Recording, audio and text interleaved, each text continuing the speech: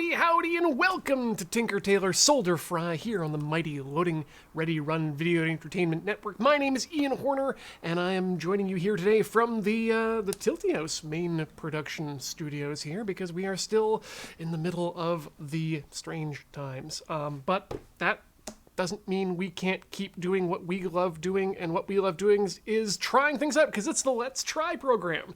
And what we've been trying to do these past couple episodes is continue to build Japanese plastic models, specifically the RX-78-2 Gundam, one of my favorites, with the 7-Eleven livery to it. My goodness, how could we forget this wonderful project? Gotta thank once again Jack and the people over at Bearded Lady Gaming for sending this our way, and to all of you out there as well for all of your support here on Loading Ready Run. We'll get to those bits and subs in just a second on the other side of things, but don't know if I have anything else necessary to talk about here at the top of the show.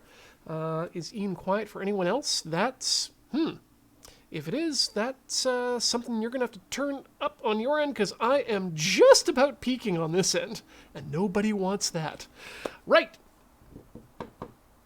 Last bits, yes, we've got our God Hands, we've got various other ancillary necessities, we've got the parts, we've got the instruction model, we've got our tiny parts that we put together so far. I have a British ale from 2017 that I brewed that I just opened, I bottled in 2017.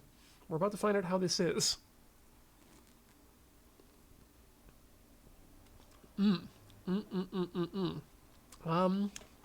That's just really nice and clean, with just a bit of a bit of darkness on the end of it too. That's yeah, it was fresh hopped as well in the secondary fermenter, and it tastes quite nice. Manalik, you're asking what's in the fermenters there. Well, what's in the fermenters down there is what came out of this box here. There we go. Yes, brew houses. I want to say. One of them is a red ale and one of them is an IPA. So that's that. Okay. Oh, and Graham's in the chat there saying, can't wait until we get the Moonbase kegerator fixed, or until we get a Moonbase again. Yeah, that's, I would love to get that back up and running as well once we, get back into the office, and then we can get the beer back into the office, and then we can get the beer back into our cells. It's processes. Stages 4 through 6, I believe, are those stages. Whoops. Let's not drop all of our stickers and whatnot. Let's rotate the view. Let's go down into zoom. The build zone. All right. Meanwhile, the 1-to-1 scale walking Gundam is also coming together. I saw a picture of that earlier today, Nigoki, and it looks regardless. It looks fantastic already. There's a lot of articulation in that giant model coming up. Okay. Let's get ourselves to our instructions. Now, where were we last time? This is always one of the more difficult portions, is trying to figure out where you were in the instructions before you got out. And I think we just finished, yes, we just finished stage, ooh, hey, there's some nipper bit in there. We finished stage 5, that's right, I remember that. No, we'd finished step 5, subsection 1, and then we did step 5, subsection 2.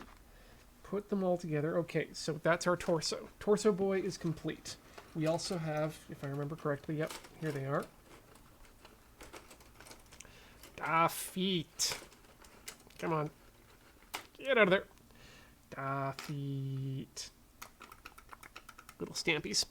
Okay. Good. Good. Now the little stampies already have their ankles in them. So that means that we are complete step 8 sub-step 1. Let us now move to step 8, sub-step 2. Let's see if I can arrange this in such a way that you can see maybe something of what I'm doing here. Ooh, that seems good. That seems good. So we're going to work, we're working on this section right here. Here it says, I decided on a human scale freedom for my buy once and cry once chair. Beat out Steel Case Leap and Gesture and Herman Miller's Aeron. Ooh, let me know what you think of the human scale freedom, because I think that if I remember correctly, human scale freedom. It's in my search history. So yep, that's exactly what I sit on for 8 hours or more a day. So I hope it works out for you too, because I find it quite comfortable and quite good on the back or on the core too, because you're resisting your own weight to lean back. It's really good. Okay, are there any Gundam anime with female pilots on our protagonist's team? Victory Gundam, kind of, yeah. There are female characters in Universal Century Gundam, and actually Marita Cruz is probably one of my favorite versions of that. God, what else? Pat Bayer says G Gundam. Yes, G Gundam is there. Oh yeah, there's a lot of pilots in Zeta Gundam, Double Zeta Gundam. Yeah, Emma, not Frau Bao. She was... Actually, wait, she piloted the White Base back in Gundam, so... Yeah, there's a lot of stuff there, but... weirdly, a lot more female ace pilots on generally the opposing side. I'm thinking especially of Haman Khan, one of my favorite characters in anime. They named Gundam after the Zeta shift, or the other way around. Okay. Now I have to start by finding the pieces, which is always the fun part. Okay. This is gonna get messy as I put pieces everywhere. Starting with the PC1. No, that's PE. Oops. PC1. Perfect. Okay, we don't need to nipper these out. So we need a 1. Oh, that's easy. Yeah, Zeta's always been my second... It goes back and forth between 0083 and Zeta as my... as what I would consider my favorite series. But, while 0083 has some very, very strong and very good female characters, they are not all of them pilots, which is an issue.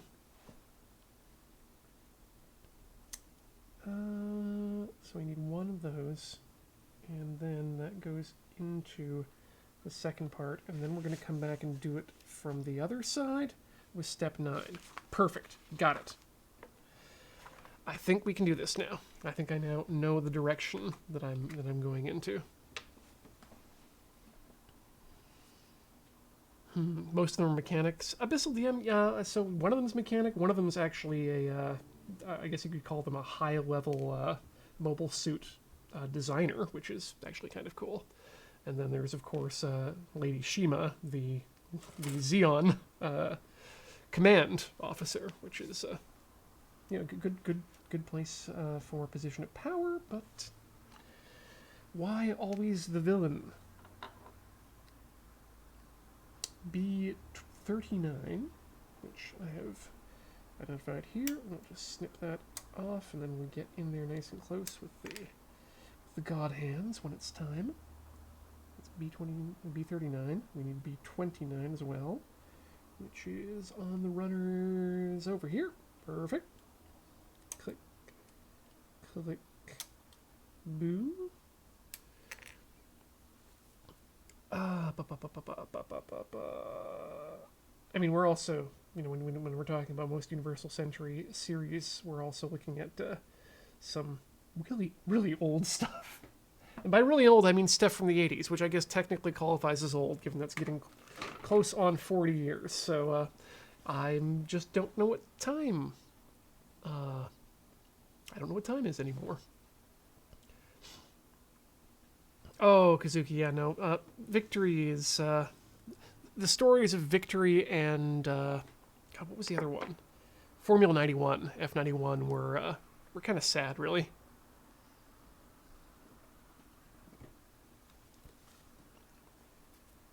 I really hope we get something a little bit more fleshed out for F91 soon. Or ever. I mean, given what they seem to be doing with... I guess the key is we have to keep supporting their Bandai's... What do I call them? Prestige projects in the form of Hathaway's Flash, and I don't know. We'll just all have to hold our nose and swallow a big old dose of Gundam narrative. Kazuki, I would love to see Crossbone too. My first exposure to Crossbone has actually been in Gundam. The Gundam characters in Super Robot Wars 5, not Super Robot Wars 5, Super Robot Wars V, which is actually V and not Roman numeral 5. I need to get more on topic here with the building. Step 7, we forgot to do that. And that needs A26 and A25, which are on the multicolored runners. I noticed you're building a Crossbone X1, Pat, and it looks spectacular. I love the design of the Crossbone. And that particular model is just gorgeous, too. Panda, I didn't like that the Gundam didn't show up until episode 6. Well, you know what? Sometimes it takes a while for the main character to get there. We didn't see Luke in the modern trilogy until the second movie, so take that. Pay attention to what you're doing, Ian. A25. A 25. 25, 25, 25, 25, 25, 25. We've done this. We've done this already. That was the, Did we do that? It's not on the thing here, so we must have done it. Oh, that's because they're in the bottom of the box. Okay, now we figured out where we are, I think. All right. Let's start this here by trimming up and cleaning up this piece. So get that. I'm learning a bit better technique with the God Hand now, and that includes getting right up there, flush cutting. I think it's working out well. Ian, would you be interested in the HG Mudrock? Let me find out. Because it is definitely in my in the UC world. Ooh, that's an interesting one. I've been looking at the Hazels recently and really vibing out on those. But damn, that Mudrock could be an interesting build too. We'll see actually how much more Gunpla we end up building. But there's I'm not gonna say we're completely done with it. In fact, we're actually not even done with all the models we've received in the moon base. But that said, it's not technically all Gunpla. Actually, one of the things I definitely want to do, maybe not on stream, as I've mentioned, but there's some instructions to take one of the carrier ships from Gundam Unicorn, the EFS or Earth Federation, EFSF, mobile suit carrier ships, like just a single carrier, and kind of modify it just a bit so that it works as a gas hauler, sized properly for the Fantasy Flight tabletop X-Wing game. And given that there's a few auxiliary ships I need for a project I'm doing with that, that's probably going to be something I do in the future. So pull that down. It's from a PS2 game. That's why I didn't recognize it immediately. Also, you know, as I'm sure many of you Japanese animation fans in the chat may know, it can take a lot of time to stay up to date on the latest Japanese animation if that's something you're interested in doing. Which then, when you mix that with trying to catch up on a lot of old stuff, means that it can be quite difficult to see everything and know everything in a fandom. And by God, do I definitely not know everything about Gundam? That's for sure. I think I just read the wiki entry for the Gundam Alice system last night. Which, damn, if there's a story that I want adapted in something visual, that would be Gundam Sentinel for sure. Okay. Dragon Ball Kamen Rider figure Rise kits are really easy builds. Cool. And the one-piece ships are cute, but involve a lot of stickers. Yeah, I'm not... What I'd like to do sticker-wise is I'd actually like to learn how to start doing the proper water slide decal, and then the Mr. Finish brush on, and then the Mr. Matte, so it just looks so it looks painted on in that sense. But we'll get there. That's probably something I will eventually get to with this guy, but that eventually is going to be a while from now. Where else was I going with that, model-wise? Who knows? We were trying to put together this model. So in the front goes this shin bit that connects to there. Yeah, here we go. This is where we need to get the camera in place properly. So that connects to the front of there. And that's and then we've got the joint going to the top of this. So it's yeah, okay. It goes in, I want to say here. Yes, now we've got it. So there's the hole for its reception. Recent HG Leos are great. That is cool. Oof, that's an interesting emoji and Kazi. That's I feel like I look a little bit like a bald David Bowie there. There we go.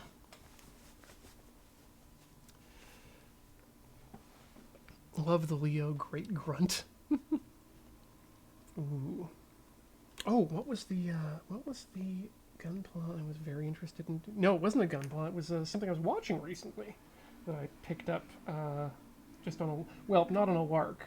I've been trying to get into Ultraman, or rather I've decided to preserve my street cred, I need to get into some form of tokusatsu. And I decided, well, I've got Corey does the Kamen Riders, and my friend Adam Wasserman is big into the Super Sentai, and so I figured, well, you know what, that leaves Ultraman for me, and I finally got a chance to sit down and watch a first episode of a currently running Ultraman series, and that was Ultraman Z or Ultraman Z, depending on which side of the 49th parallel you're on, and by God, was that a heck of a lot of fun. But then again, I mean, Sentai in general is... Well, not Sentai, Tokusatsu in general is just turbo fun. B37. Boop. Boop. And boop. Snoots booped. And we got that one more joint there ready for it. Yeah, what did we... So I watched Double with Corey, and it was not my favorite. I wanted to go and watch Forza, but she had not seen it build yet, and I thought, yeah, you know what? Let's watch a Kamen Rider together. It was good. It was good enough. Okay. Let's just clean up those edges a bit if they indeed need some. This one does. we go. And then bit there. There we go. Give it a fingernail rub. Give it the old fingernail treatment there. That way nobody questions how you cut this off so cleanly. This definitely needs a slight shave. There we go. Coming in from the other angle as well. Good. Nice and clean there. And the other one was a rounded edge. Oh god, I hate the rounds. But I think that one was clean enough. Okay, good. There we go. Gaim is an interesting one. I can't say I'm a fan of the fruity fruits.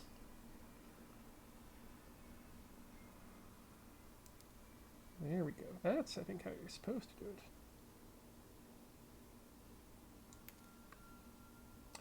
Yep, I've now figured out my technique for this this god hand. Now I know how to use it properly. You got to, at least the way I've now been, the way that just worked for me was getting the blunt side right up against the bottom edge of the thing, and then using the slicing edge to bring it down. That seemed to work well.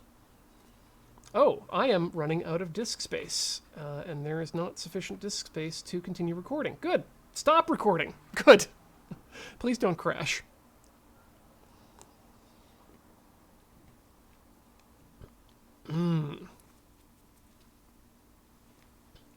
Akiba Ranger, yeah, that's a ridiculous one too. What have I? Let's see. What have I done? What have I done here? So this comes this side forward, and these two pieces, according to the instructions, come this way because it's got the little spur on the front here.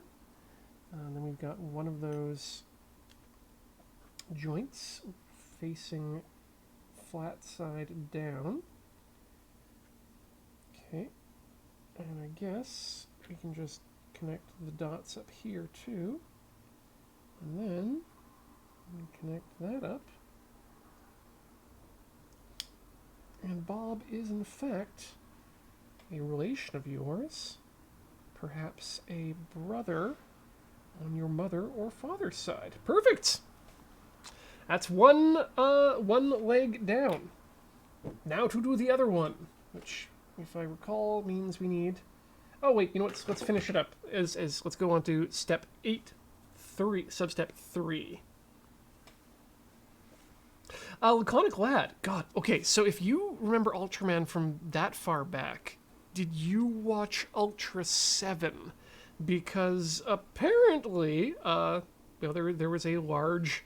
The humans in the show are piloting a large robot to defend Earth against invading aliens, and turns out they used that robot back in Ultra 7. What was his name? Sevenger, and Sevenger was given more screen time in the first episode of Zed than there was in than he was in the original Ultraman Ultra 7.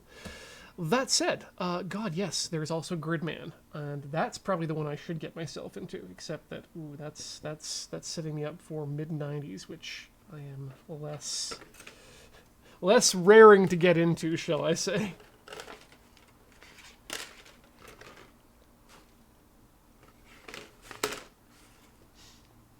Oh yeah, no, Gridman SSSS was was one of my favorites of the last year, and yeah, I think the fact that if you can say that you're not a big Trigger fan and you're willing to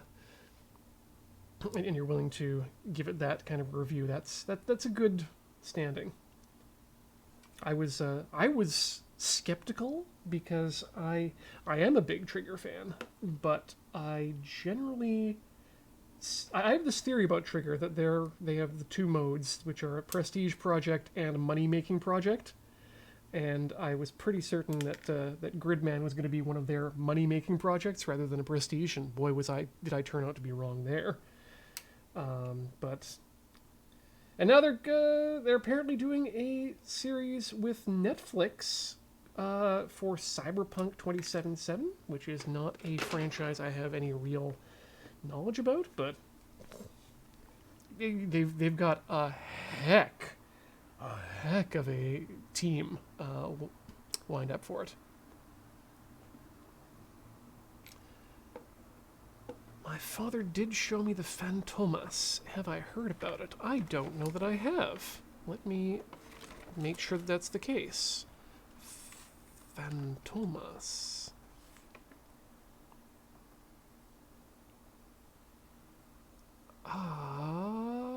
Oh, wait a minute. By Phantomas, do you mean Ogenbat? Which may be his a different name for the same character, because that's Ogenbat or Goldenbat, which is he's a golden skeleton with a cane and a cape, and he's rad as hell. There's no other way to describe him. Ooh, goodbye.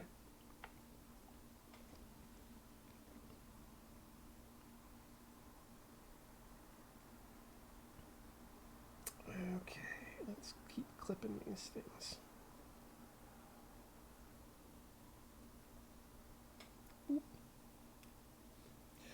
Yeah, Trigger's bona fides come from a well, not their bona fides, but their staff come from a different, if not a different time, a different lineage within Japanese animation when things were a lot hornier. And so because they're also of that Gainax lineage, my assumption has always been that, much like Gainax, they are trying to make shows for themselves, basically, and for people they consider their peers. And I think that's one of the things that one of the reasons I really like them as a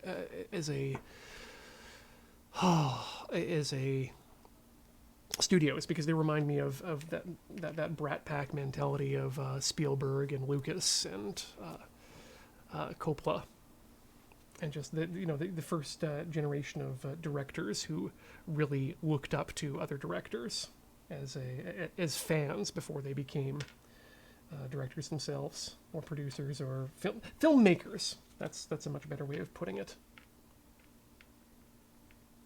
Kajamakuji, we are talking about Studio Trigger. Or at least that's what we're talking about at this exact moment, because the conversation could shift at any time. Because we're in the midst of this very, very intricate build. I almost wonder if I should get closer with the camera just to push my luck a bit.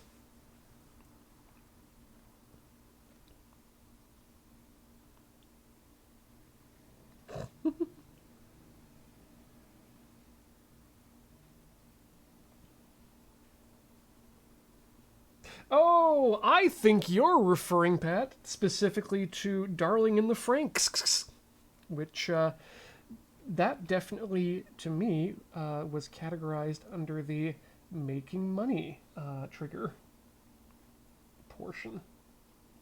Now, I don't know if that's entirely correct or not, if I'm reading that correct from their point of view, but yeah, Frank's was not one of my favorite, nor was Kisnaiver, nor was oh god, that long string of Japanese words that I can't remember that roughly translates to when super powered battles become legal, or something like that.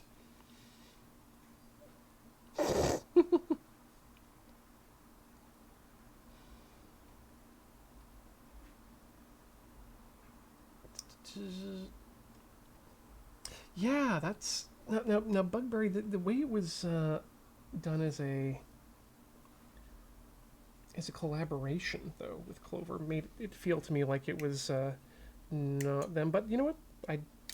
I'm not going to talk out of school there, because I'm not sure.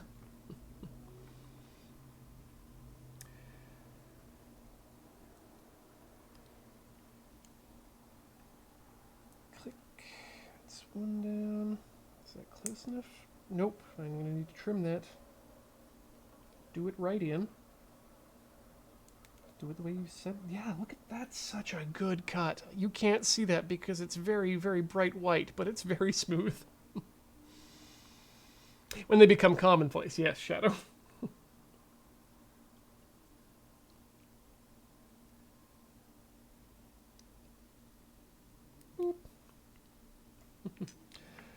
One of these days, I will actually collect all of my thoughts about Kill la Kill, because that is definitely a a controversial show for because of the horny.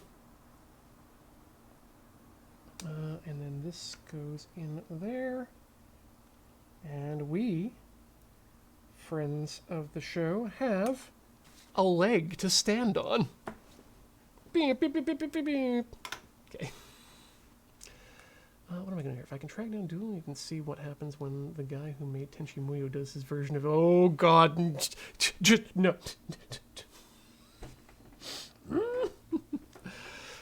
God, why am I blanking on his name now? It's not Ken Akamatsu, who you should also look up and then decide whether you need to avoid or not. But yes, AIC Productions from the Tenchi era, definitely also you should form an opinion about.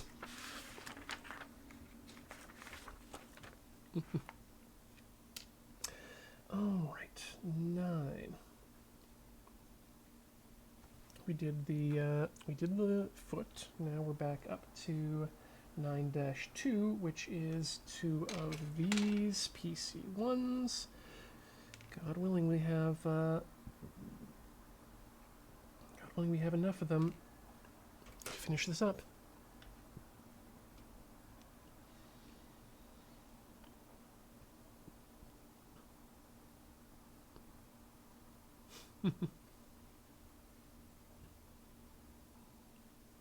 Yeah, I this is something I've talked about before, I think, on shows, but I generally classify anime into 2 base levels of shows I would consider to be just generally accessible to anyone. And then there's those I consider advanced anime, which are the ones which I would suggest that you have a greater knowledge of Japanese general culture in order to be able to receive on the same level, because localization sure is going to get in the way of some messages. And I think in Kill la Kill I definitely put under the advanced banner, specifically because of the in my opinion, it's making some very it's making some statements. I'm not going to validate their statements because, as I said, I need to get my ducks in a row. But it is definitely making some statements about the nature of clothing and how it relates to personal self-image, actualization, and your place within the world. And you know, they decided to illustrate this with some slightly less accessible tactics of really putting some people in some extremely revealing clothing that also talks. And also killer soundtrack. Do not deny that. And just baller visuals. You want to get Ian excited? Put some gigantic gigantic block kanji behind characters or in front of them. It's one of the reasons why I absolutely love Dead Demons Day Destruction. Isao's titling for that is just ridiculous. Alright, where are we going here?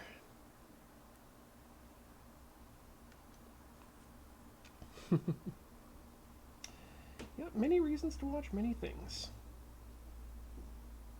I like my Ghost in the Shell for the political intrigue and for the Interplay specifically between Bato and the Major. Well, no, specifically the interplay between Bato and whatever type of rideable mech they've got.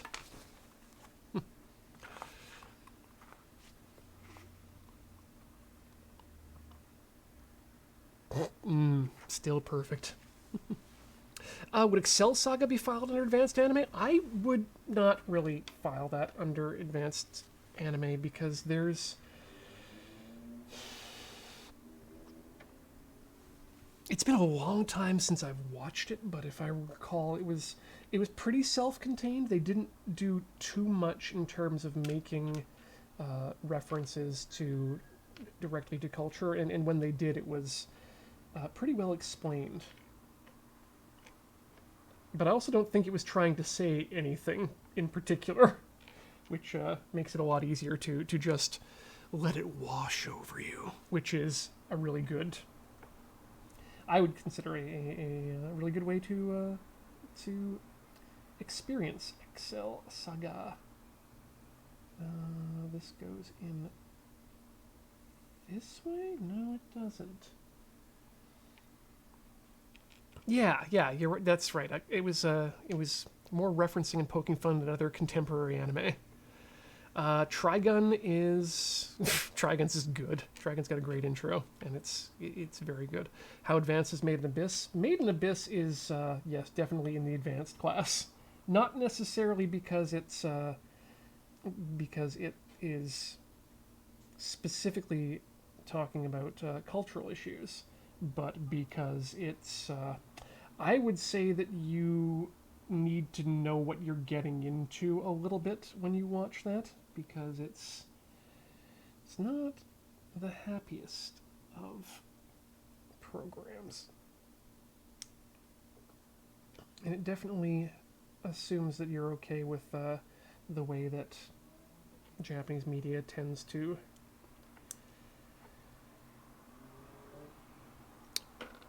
portray violence, which can be pretty violent.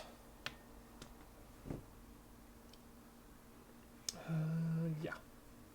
34 and 35.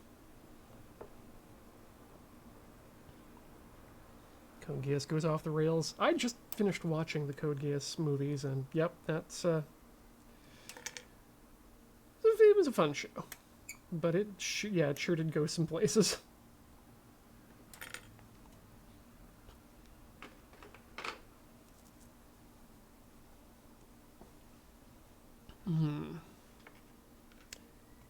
Kushinoki, I'm unsure as to which what program or book series you're referring to there, but I mean that's a perfectly good reason to stop watching something. I was just talking with, or not talking with, but I was just adding Bunny Cartoon, Dawn, who does the Anime Nostalgia podcast on Twitter, talking about what were we talking about? Shows that we... There was a Twitter thread going around, like, what shows do you recommend to people when you want to get them into anime? And first off, how dare you? Don't show people things just to get them into anime. If they have an interest in Japanese animation, good idea to suggest things to them. But then, more importantly, ask them what they like first. Anime is... I don't...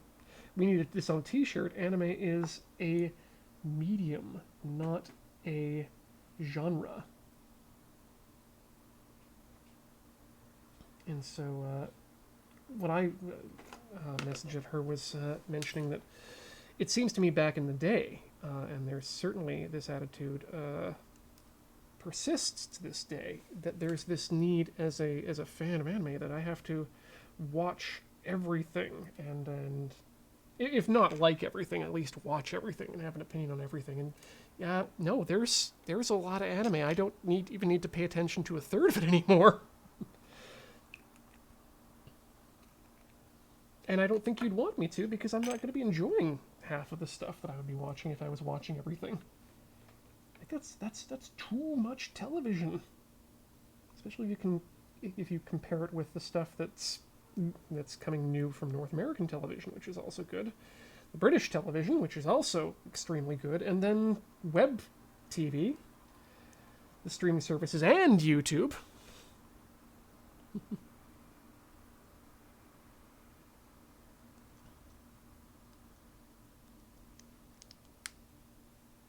There we go. That's another leg. Bloop, bloop. Ooh, right, we forgot the hip joint at the top.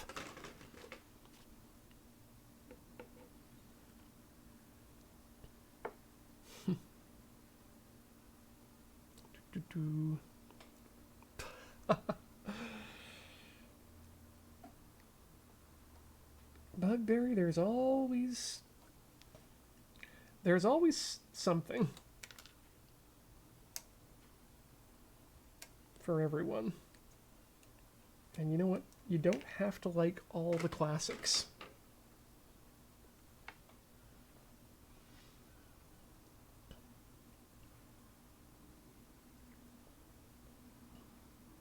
But yeah, I can...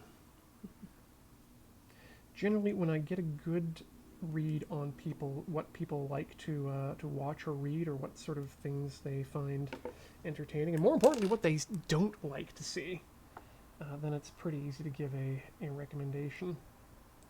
Because there's a lot.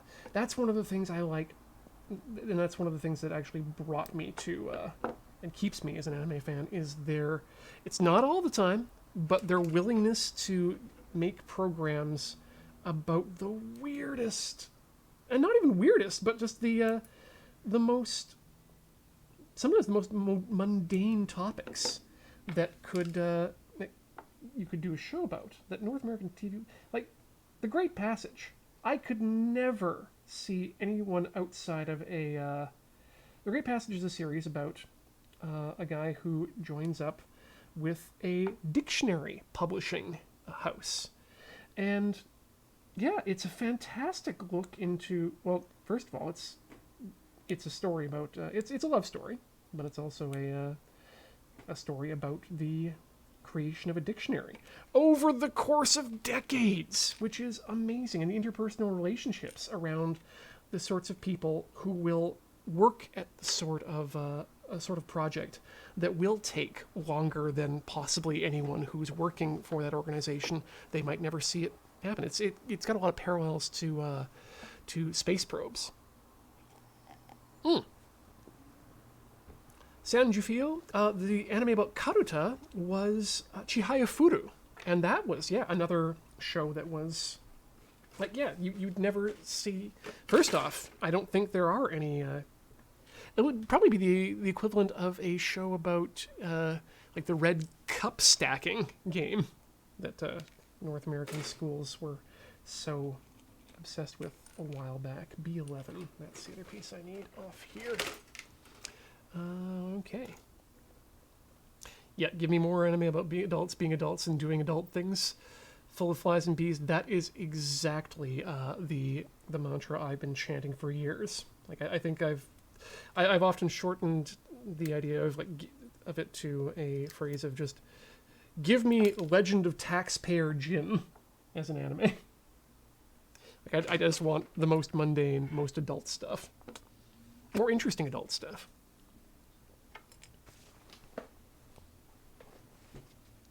Yeah, Pat Bear. There's like the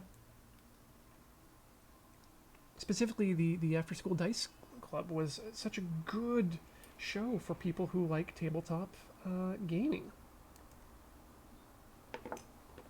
And High Score Girl, unfortunately, I can't get into that one just because of the character designs. But for classic, I understand that for people who are fans of classic gaming, that specifically classic arcade gaming, that can be a very intriguing series. So let's get that foot out there. So we can put our hinges on the right side. Okay, let's get that on. Knee is covered. Whoops, I hecked up. We got bird knees. That ain't right. Which means, which is the one, I think I need to pull off the bottom one there.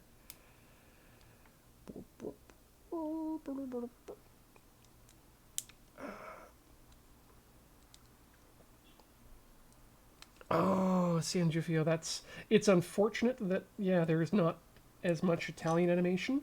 On the other hand, you're lucky because you've got all those really good old Italian dubs of Mazinger Z and Captain Harlock and all the other Leiji Matsumoto stuff, which is classic.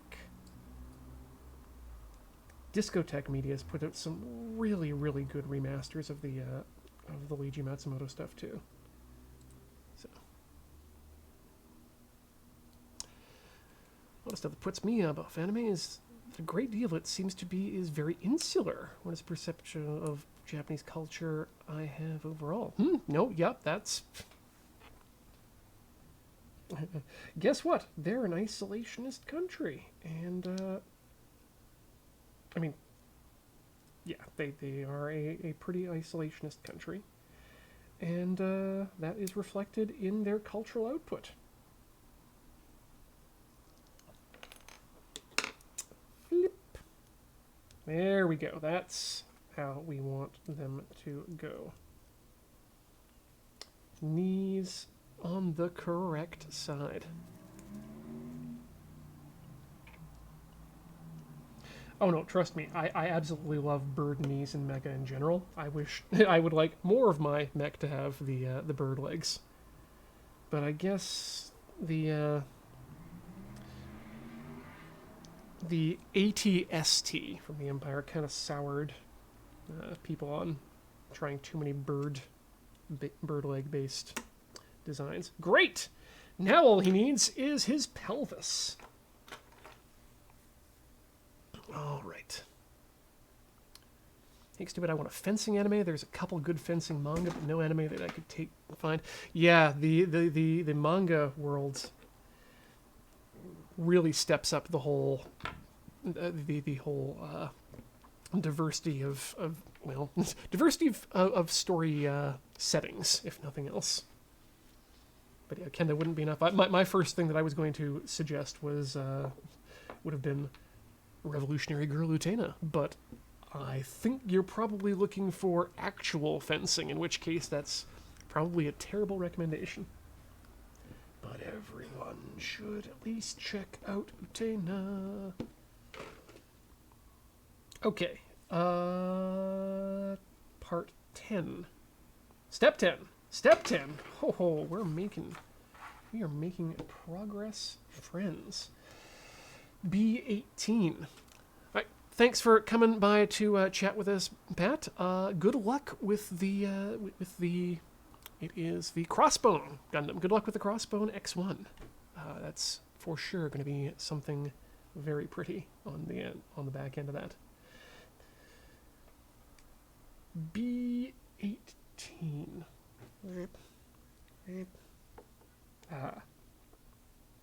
That's 19. That's 20. Oh, 18. That's not what I expected it to be at all. Well, I like shonen style animes. So many of them have fighting down, but are just not that good with an actual compelling story. Yeah, that can sometimes be a problem. Thank goodness we have a few that are very good with the compelling story, too. I absolutely need to spend more time with One Piece. But I think that might just be something I'll have to... I think I want to read the manga for that. I think. But that's basically signing myself up for a master's class in terms of required readings. And while I'm sure I could probably put together some sort of a Japanese cultural studies master's thesis based on One Piece, I don't want to do a master's thesis on One Piece. Especially because I would have... You would never see me again. Because I'd spend all my time attempting to do this thesis and then not be able to do this, or my other job, which would then mean that I would have to move out of this place where I live and into a tent by the river, or a van. It's very difficult to get good bandwidth. It's about to make a joke that I realized we've already made in one of our many Craigslist craft shots about stream. I think these are all internal, so we can just pop these off pretty easily. No panel lines will show up here, although, I mean, let's be completist and proper. That's one. That one didn't need a trim, and that one was on a stud, so it is completely hidden. Perfect.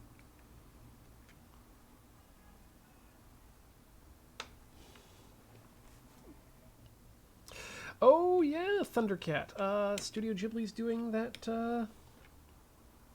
That's a Goro Miyazaki movie, I believe. His son is doing that one. It looks fine.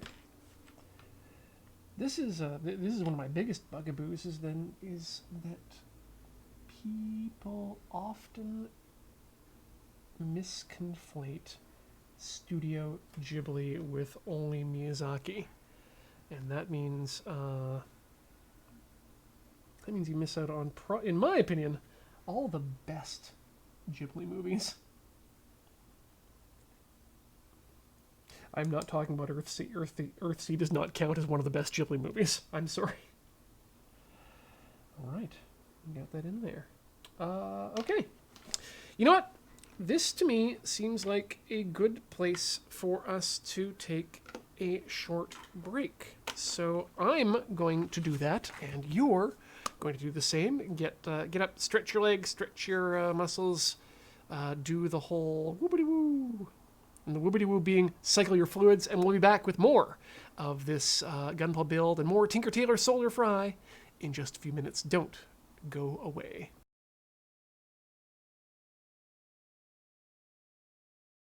Folks, we are still muted. No, we're not. We are back with Tinker Tailor Soldier Fry here on the mighty Loading Ready Run Video Entertainment Network. My name is Ian Horner, and we are continuing through our Let's Try build of the Gundam RX-78-2 version G30th, which is a special collaboration with 7-Eleven.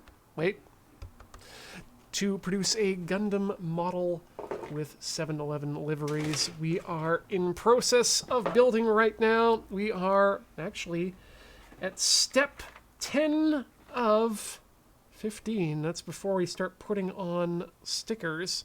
Like I said, I think we're probably going to avoid putting on the stickers just right now, because I might actually want to get in here and paint this guy at some point in the future. Let's move to the building zone. All right. What do we got here? Oh, this is the thing. Elizabeth Banks joins the Magic School Bus. Whoa. That's an interesting announcement. Elizabeth Banks' Magic School Bus's Miss Frizzle. Custom LRR livery Gundam when? Well, if anyone has any contacts with Bandai, who they might want to reach out to us, send the message to info@loadingreadyrun with the subject line Gunpla ? I hardly knew Pla. No, don't do any of those things. Beej will be very upset with you if you do. And but if you do know someone at Bandai, do get in touch with us, because dang, a lure Gunpla would be kind of cool. And I'm sure we could make something happen. As long as we don't have to spend any money. Aces. Welcome, Electrodyne.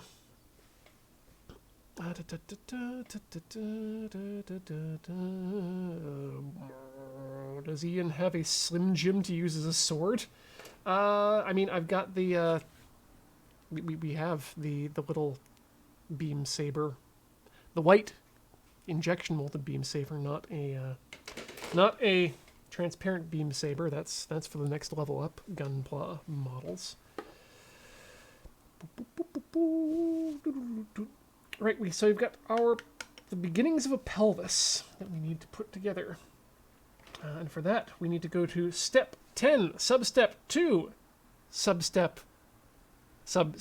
1. And we need A33. This is B, thank God. Woo! That could have been a problem.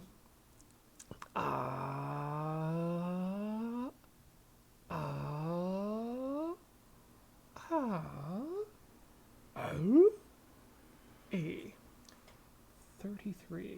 This is one of the black parts. Gray, rather. 26, 27, 32, 31, 30. Oh, no, that's 39. What the hell is 33? Ah, over here. Oh, it's red. Well, that's why. Aha. The gun crotch. Gun batch? I like gun batch better, actually. Gun batch.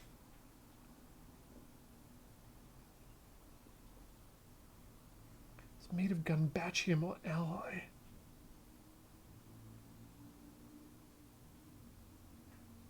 Okay. Clip. Nice. Clip. These are need some cleaning just because of the fact that they're so difficult to get that close. And finally, clip. Yep, those need cleaning. All three of them. Ah! Knocked one of the tiny beam sabers out of the back of our friend. Let's toss more of these clip-offs in here. Okay.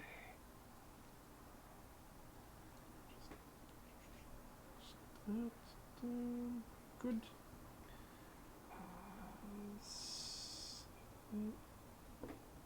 Perfect. Oops, maybe a bit too far. Well, you know what? We'll leave it as is. We'll leave it as is. Give it the old fingernail rub to bring back the color. No one could ever tell the difference, right? Right.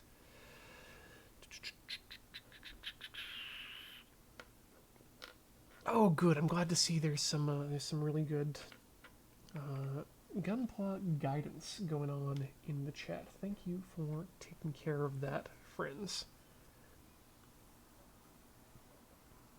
Yeah, do not start with the real grade. That's that is a bad idea. I've got a I've got a bear guy in the back closet. I need to bring out one of these days.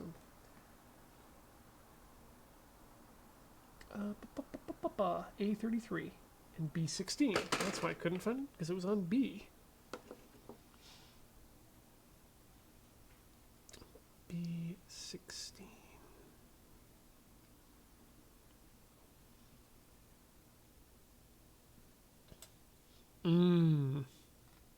Cake Step It. I understand that the Tau are the sort of techno-y Warhammer friends, so if I ever end up getting into Warhammer, it's probably the faction I'm going to end up picking, regardless of how good they are. Because honestly, I want to make sure my army looks good.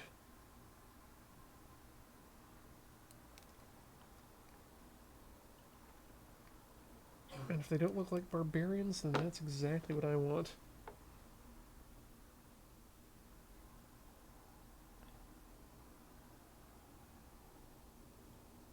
Cleanliness is what I'm after.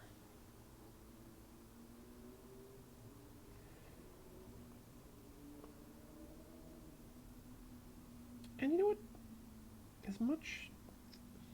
No, I'm not going to go down that road. I was going to say, as much as I like curvy or angular lines, curvy is okay too for the... You know what? I don't know which I prefer in Gundams, because I'm trying to reconcile that. The GP03 Stamen does have a lot of nice curves in the legs and whatnot, but boy, do I like the spikiness of a good double Zeta.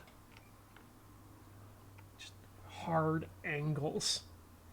space no one can hear aerodynamics scream. This goes in that side up to this side up. Oh yeah, there's two holes in there to match up. Easy peasy. Best way to play Big Robot Boys is to play a Marine Night List. Interesting.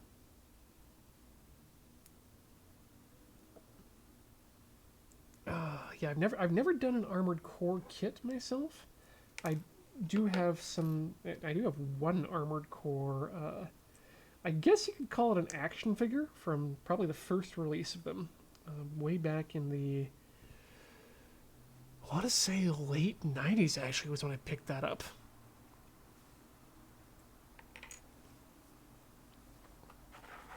There's the Triumph 3 Double Zeta.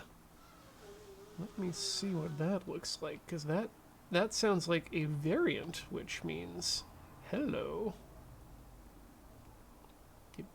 Give me copy. Give me paste. Show me. Oh wow. That's some color. That's some color.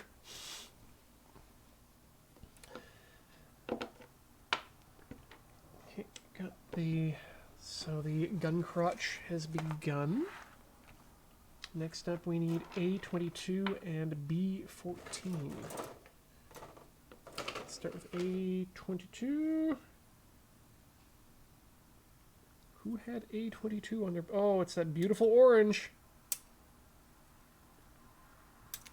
A22 and B14. B14.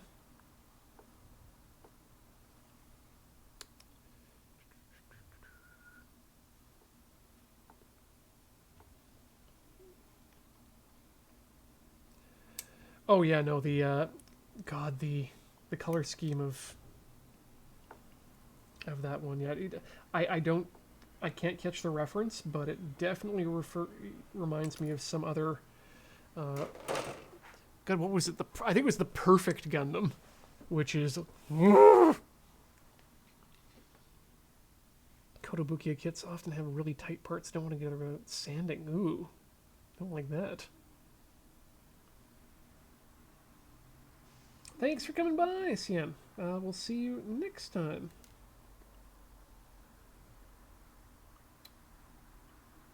That's good.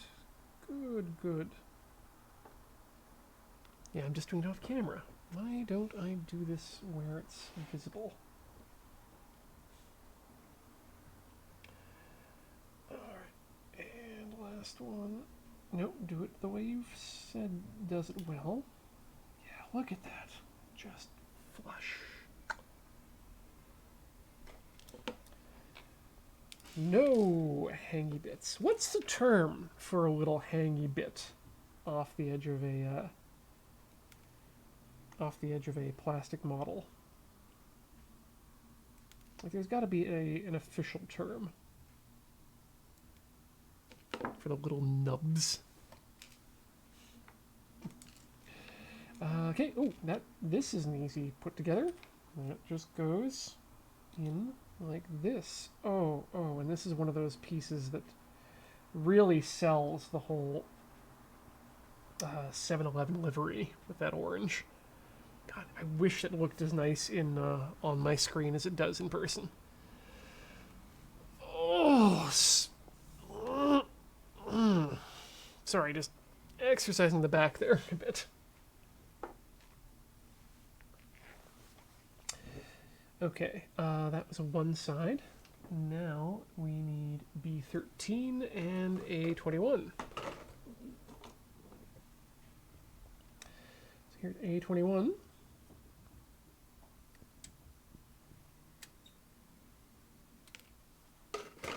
And A13, or B13.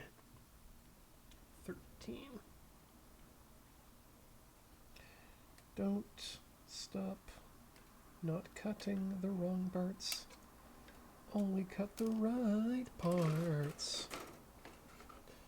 Don't do the thing that is bad. Do cut on camera. That way people can see what you're doing. It's the whole point of the stream.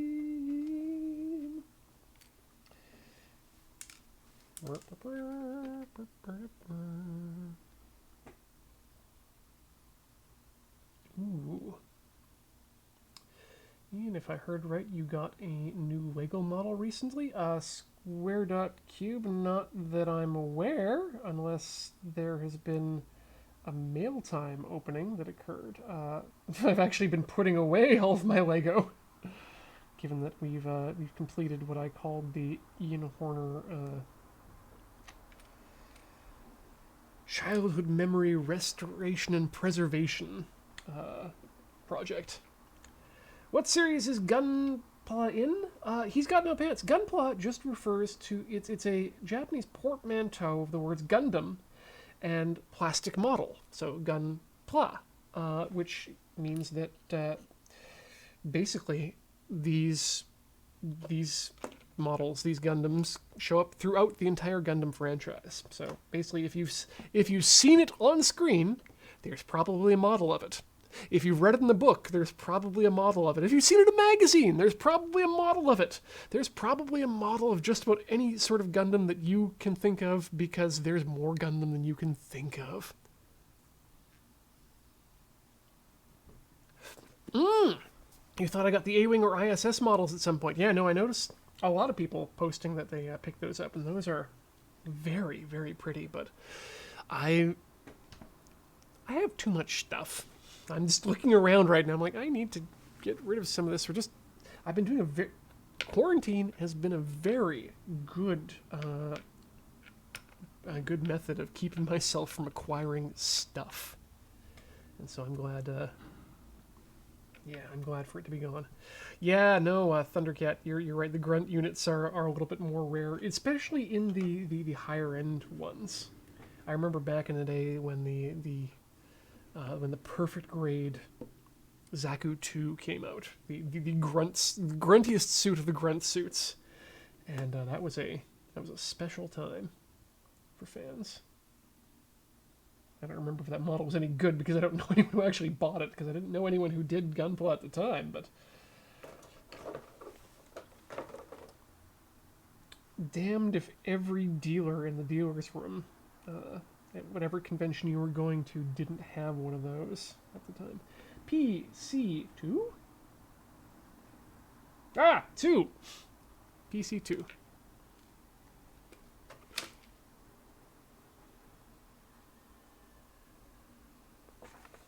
Thank God it rolled into the paper. So we're going to have to reuse that. Yes, generic term for non-Gundam plastic models would be Plamo. The HAL X10. Oh. Aha! It's a labor! That's why! Oh, man. The world if there's anything the world needs, it's more pat labor. I was going to say more pat labor models, and I'm just going to stop right there. If there's one thing the world needs more of, it's pat labor.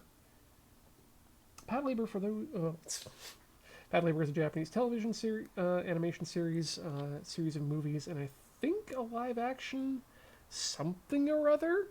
Never really looked too deeply into that, but it's if you ever wanted to see a police procedural about a unit of the police that just drives patrol mecha, and it's not an exciting show, it's more about just the boring day-to-day mundanity of being a Japanese police officer in a mecha squad in the near future. And yes, it is sometimes a comedy too. It's a really good actually, if anyone wants a show about adults doing adult things, Pat Labor, I would absolutely recommend to them. Okay, so our gun crotch is moving towards completion, and that means that we are on to step 10, substep 3. Control says, I think they're putting the shoulder armor on the moving 1-to-1. Some photos I saw today. Yeah, I saw one where it had its arms just straight out without the hands on it, and it was kind of hilarious to me. Yes, Kushnoki, the Pat Labor Squad was the second stringers, the Special Vehicles Squad Section 2. So that meant they got to deal with all the...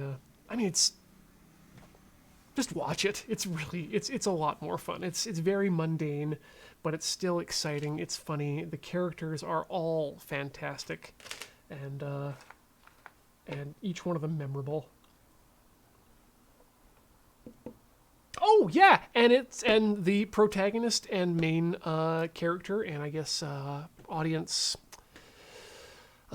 portal is also a woman, Noa Izumi, and one of the best pilots. And boy, does she love her mech Alphons. Then there's Dominion Tank Police, and we don't talk much about Dominion Tank Police. Because, boy, it's got some good things about it, and I would consider Dominion Tank Police to be an advanced series. Only because of the number of, I guess you could say, content warnings you'd have to put on in front of it. I'm just going to say... not Leiji Matsumoto. Oh, now what? Muramase? No, not Muramase. Why can't I remember his name? Mr. Man of the Ghost in the Shell. Mamoru Oshii. Nope, that's a different guy, but Masamune Shiro. Yes, Masamune Shiro is a horny old man and has been a horny old man all of his publishing life. I need 2 PC9s and 2 B12s now. Yeah, love me some Project A-ko, love me some Appleseed, love me some Ghost in the Shell. I love his work in general, but it does come with a lot of caveats to people who are not familiar with the medium of Japanese animation. And specifically, I'm going to say the genre of Masamune Shiro works.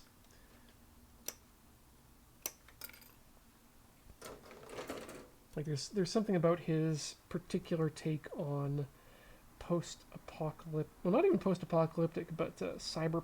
Yeah, there's something about his take on cyberpunk that I would call its own genre.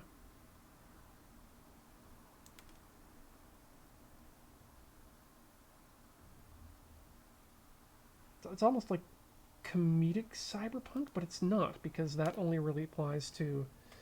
No, it doesn't. It applies to Dominion, it applies to Appleseed, it applies to Ghost in the Shell. All of them have comedic elements, but they're all set in that cyberpunky future. He's got to be pushing 80 by now. I hope so. Yes, Getter, you're correct. Mamoru Oshii is a famous Japanese animation, and, well, just, actually, I shouldn't even pigeonhole him like that. He's a Japanese director. He's directed a number of animated features, as well as live-action features. But he is often well known for putting his own basset hounds in projects that he, at least recently, that's what he's known for.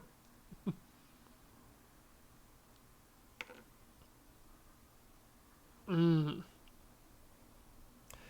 mean, Getter, you'll probably get a chance in the future, because thankfully Bubblegum Crisis is one of those, I guess you could call them classics, that I don't think will ever... it'll be back, is what I'm saying. He's only 58. Ooh, wow. That's... Well, it's still 18 years older than I am. It's Hirohiko Araki, the mangaka behind JoJo's Bizarre Adventure, that we all need to worry about. That man absolutely has a picture of Dorian Gray in his attic. Next up, B19, which is the gun butt.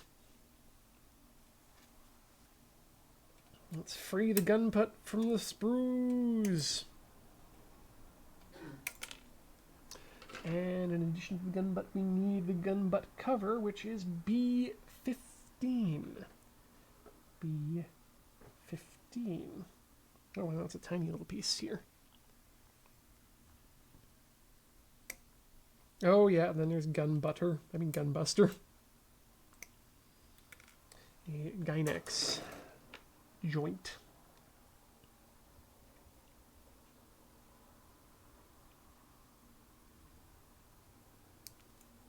Ooh. Whew, took a little bit of the edge there off on that one. Not sure if you can see that, but flew just a bit too close to the sun. This is maybe both want to watch and build Gundam, because gnomes, that's great. You know what? Do you have a starting point in mind, or would you like me to suggest one for you? And if so, let me know what kind of stuff you like to watch when you watch giant robots. Do you prefer comedic? Do you prefer old animation style? Do you prefer new animation style? Do you like things that are short? Do you like things that are long? Do you want something that's self-contained? Do you want something that definitely connects to the wider universe, or something that is around on its own?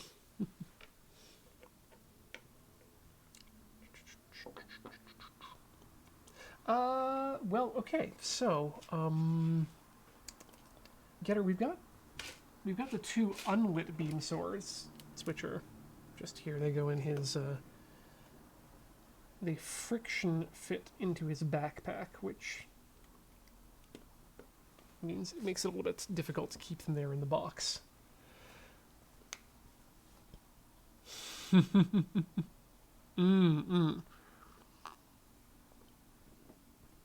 This is something I think about a lot, actually.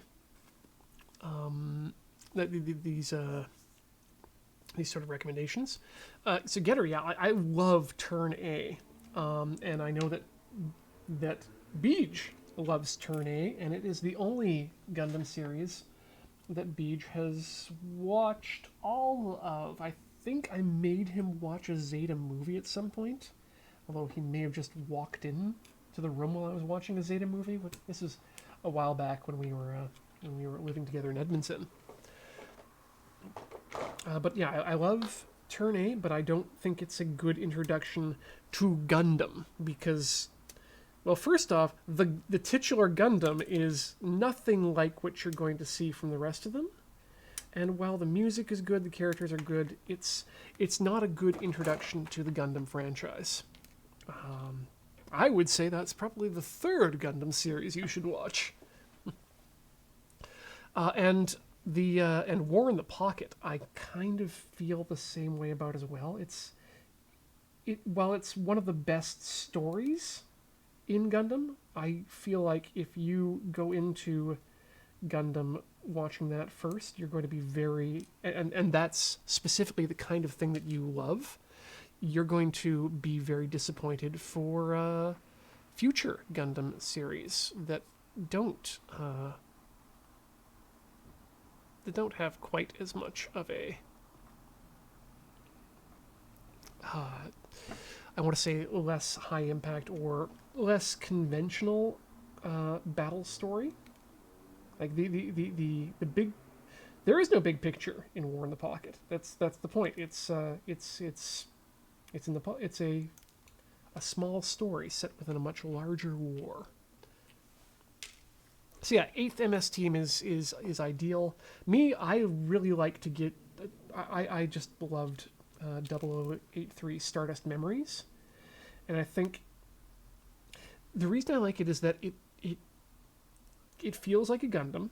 There's all sorts of political intrigue. There's mechs. There's upgrades to the mechs. There's good characters. It's a decent introduction to the 1 Year War. It's not the best, but It has great, great characters on both sides, and it provides a good introduction to what the Universal Century can be at its best. And it doesn't look like the original series, which, watching in 2020, can be really rough. Like 883 and War in the Pocket and 8th Mobile Suit Team, they look like hand-drawn anime, because they are, but they're very well done hand-drawn anime. I think if you're getting into Gundam because you want to watch Gundam the Origin, I think, is still the best way into it. And if you get out of that saying, heck yeah, I'm a Gundam fan now, I want to watch all the Gundam, then absolutely start right back at the beginning and watch that original TV series, or the movies if you have to, and then just watch in I would say actually broadcast order at that point, because broadcast order is roughly chronological too, but it'll at least allow you to track the progress of the big series, because it's a big series. All right, we made the gun batch. That is a solid pelvis. We're done with that. Let's set it to the side. Let's set it into the I guess the viewing zone. Next up, we need part A39, which is on big sprue. This one, A39, is here. Bloop. That is 39, right? Yep, good.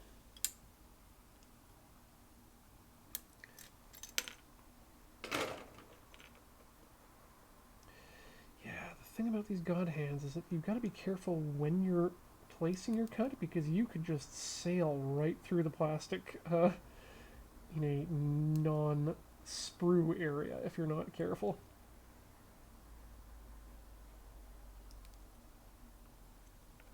I think there's almost no cutting force required. Beep boop. Real problem with non-UC series is not enough Zaku. This is no Zaku. Shrek, no Zaku.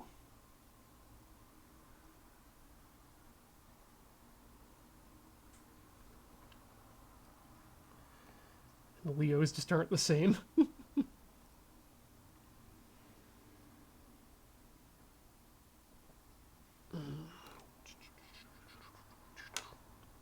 Yeah, the best Zakus are the ones in turn A that show up out of nowhere. Whoo, that is a pretty Ingram there, FL Torium. Is that yours? Because it's you've got proof of life in the background there. Alexander, will this Gundam be posable after building? Well, I don't know.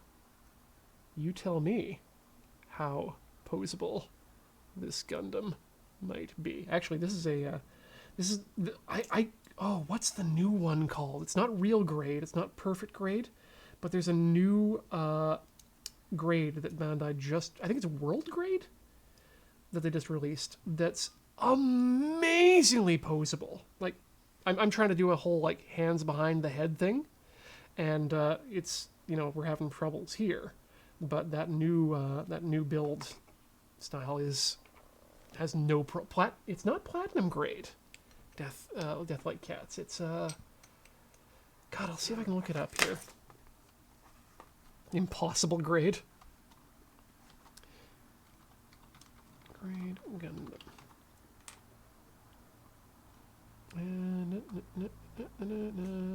No. You know what? I'm gonna have to look that up later. Flesh grade. But yeah, it's kind of really cool, and I would love to, I'd love to do the build on it. Is what I'd love to do. We'll maybe see about hunting one of those down come the new year. Like it's like we're coming to the end of the year.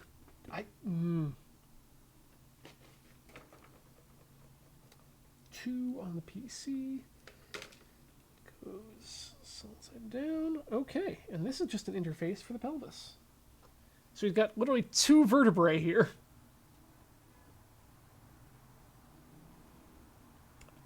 Oh yeah, no, HG.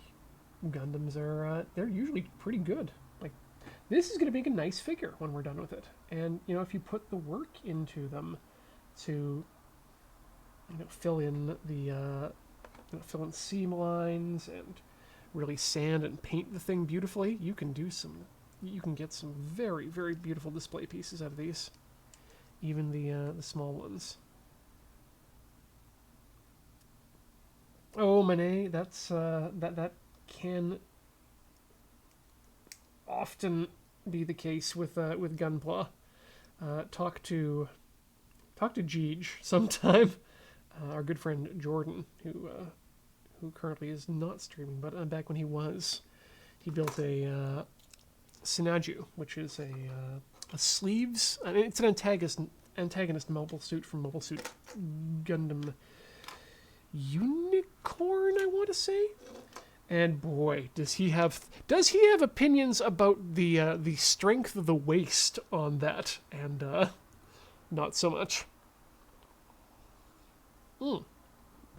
Violent Frog suggests nail polish on the balls.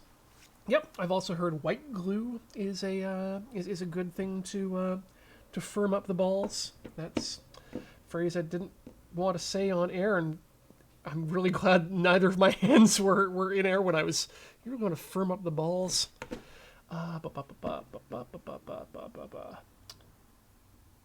Right, torso is complete. And now, basically, we have the Zeong, because in space, legs don't matter. So we can just fly around like this. And we're done. We're done. No, we're not. We're going to finish this up.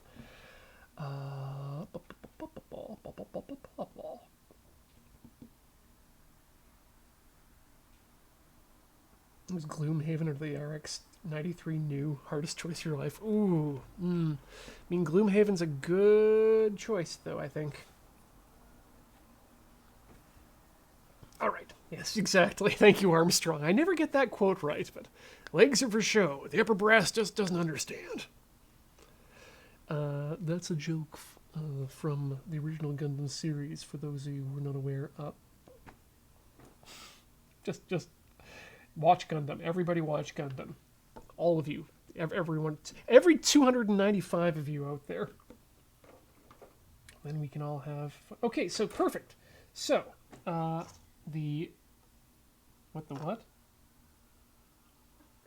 Oh, okay. Now we are in step 12.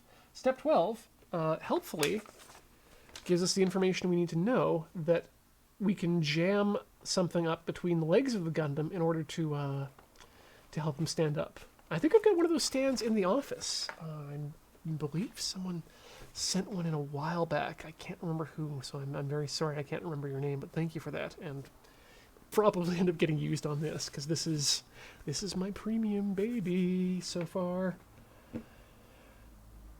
But what if you don't like mecha anime? Then you should definitely watch Gundam War in the Pocket, actually.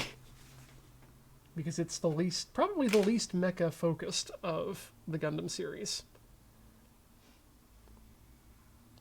Right, I needed to get B17 out of there. B17.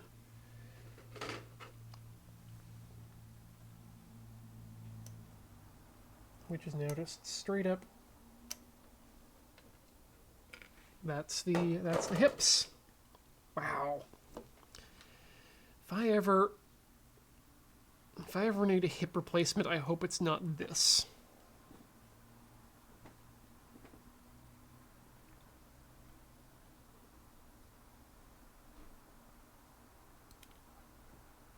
Ooh, whew.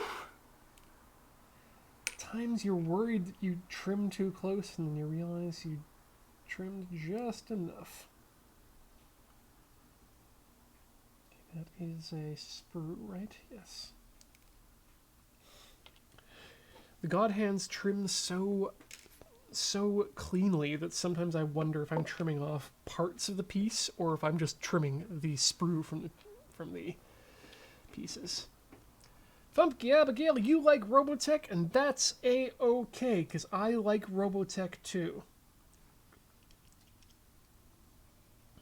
I like Macross as well, but I also really... I will never forget Robotech, because Robotech was my first anime. I read all the Robotech novels, and boy, whew, what the, oh no. Well, okay, so I think we found the weak point in the in this particular build.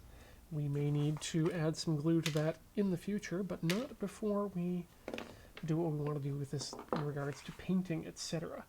But we should stick the legs on, because he's a good boy. Let's get those joints in the right place. Okay, there's one. And there's two. And I think...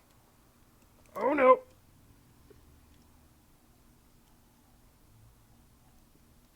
Sorry, I just noticed someone up there talking about Macross Frontier, which was one of my favorite series. And well, of the Macrosses, favorite Macross is still Macross OG. But then I gotta say, while I did enjoy Frontier, I gotta give it to 7. 7 is still probably one of the best series, period. Just because of how ridiculous it is to have a series where your protagonist pilots their mech by using a guitar that's attached to the control scheme, so he can play the guitar while flying. It's just too cool. Good God, Foxfire, that's a pretty big collection. What do you got in there? Getting Xeon, okay. Is that Hazel inside I see there back? No. Nice Kibble, though. I do like the Quibbly. Or however best it's said. Yeah, Thundercat, best music, too. Okay. So our Gundam is posable, bendable, and will stand here while we finish up the remainder of these parts. Because we got a beam gun to do. Oh, the Camphor is such a beautiful, beautiful mobile suit. Like I do love Gundam for the variety of mobile suits and the way that they're able to portray a consistent design language across 2 different fronts. Right, that's going to be in the gray, which is in the weapon one. Step 13, which is our weapons group. So we need C1 and C4.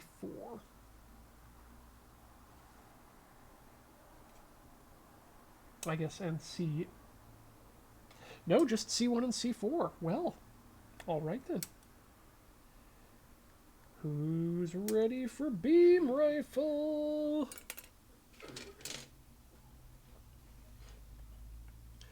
Is there a jetpack, or is that built in for this type?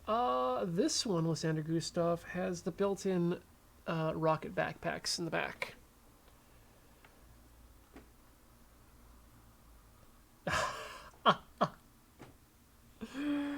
Oh, Arclight, yes, that's... Sailor Moon is such a good show.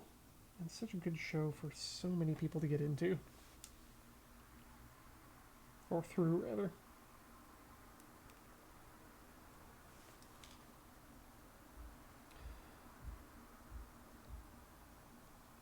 I'm pretty sure I've mentioned on stream about how I had to get friends in high school to tape it for me onto VHS because it was only on YTV and I didn't have cable where I was living. It was impossible to get. And there was no broadcast satellite at that time, so... am I familiar with a comic series called Kaiju Max?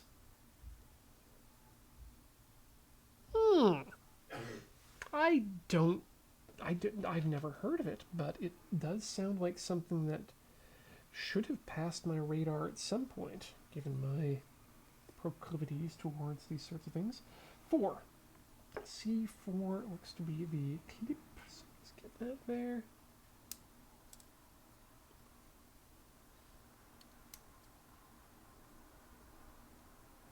Oh yeah, Getter. No, the whole super robot, real robot distinction is it's real. Like there's a definite difference in tone and feel from those two aspects, but I do enjoy me some good super robots sometimes. Like the Gao Gagar is great. I did try to get into Getter, and I'm having a better time, an easier time getting into Getter getting into Getter Robo via what do you call it? Via Super Robot Wars as a method into that, and of course the pure and eternal love that Beej and I have for Mazinger Z, despite never actually having watched a full ever episode of Mazinger Z between the two of us, is good. Oh, that's a good scene in Macross Foxfire. Just toss that baby. Make your own. Let's see here. I would say the Macross designs are for Gundam, but Macross had so much less content that misses the mark on shows, but Logue had the top spot overall. Okay, so let's talk real talk here. In terms of transforming ships, the SDF-1 from Macross is probably my top design. End of story. In terms of static ships, or in terms of static ships, Logue is super high on that list. I don't know if I could call it. I think they're in a different class, to be honest, because they're just different in terms of scale and numbers. But God, do I love the Logue ships, and boy, do I. If I ever do win some sort of ultra lottery, I will definitely be hunting down these set of Logue ships that was released as some sort of mail order bullshit for obscene amounts of money, because they're tiny. Like the sets came out, the ships came out that big, but God, do I love the chunk, well, not the chunkiness, but the blockiness of them. They're solid, they're big, but they're on the Imperial side, they're beautiful and flowing sometimes, and on the Free Planet side, they've got this very chunky and very utilitarian look to them that makes it feel like this is an army of necessity, not of grandiose plans. C5 is the tip of my gun. Gonna need to get this out.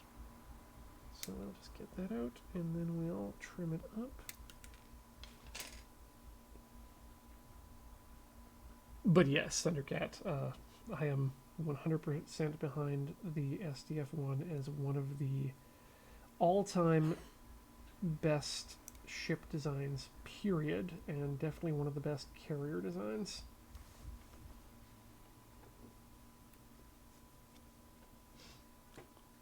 Did they use a design for Gundam from Transfire's Gen 1 Jetfire? No, Karis, that was actually, that was Macross. Thank you, Getter, for getting on top of that. But yeah, that was your standard, I guess you could call it Ace suit from Macross / Robotech. Okay, and now I need C2 and A1. So here we are, C2. Click, click, click. Let's get that in there.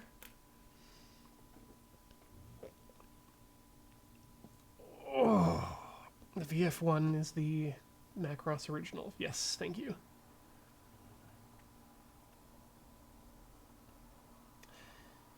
Oh, that's interesting, Getter. I didn't know that they were that Shoji Kawamori was involved in Transformers work as well.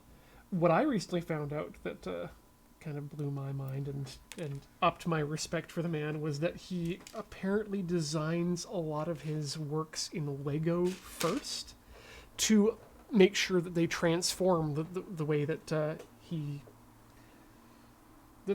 so that they can physically transform the way he envisions that they do in his head. And I think that's a level of commitment to detail that I appreciate. Oh, he was responsible for Diaclone, which, if you look up the commercials on YouTube, you'll recognize a lot of first-generation Transformers in that list.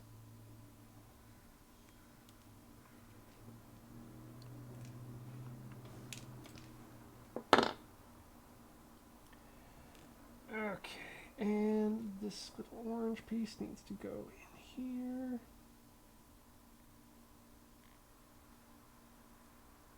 Did I get it in there right? Did I? Nope. Let's see if I can pry it out without... Nope, can't pry it out. Well, that's in there as it stands for the moment, unless I can twist it later on, which... maybe I can, maybe I can't. Well, Sandra Gustav, I know I can't speak for everyone in chat, but I can take a fair guess to say that yeah, we're here for you should you need any recommendations.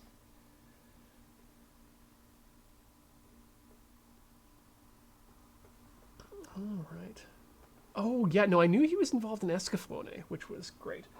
Who's got Logue Set 1? Because those are some pretty ships.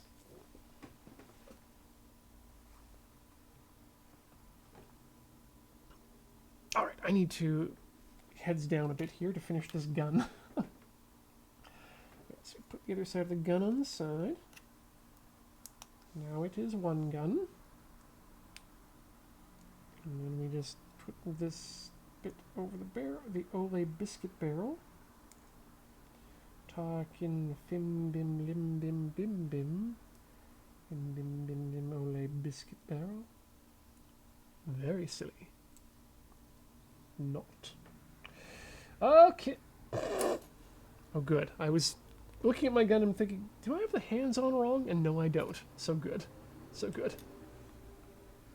Oh wow, Balthazar, that must have cost you a pretty penny, but that is a very impressive collection.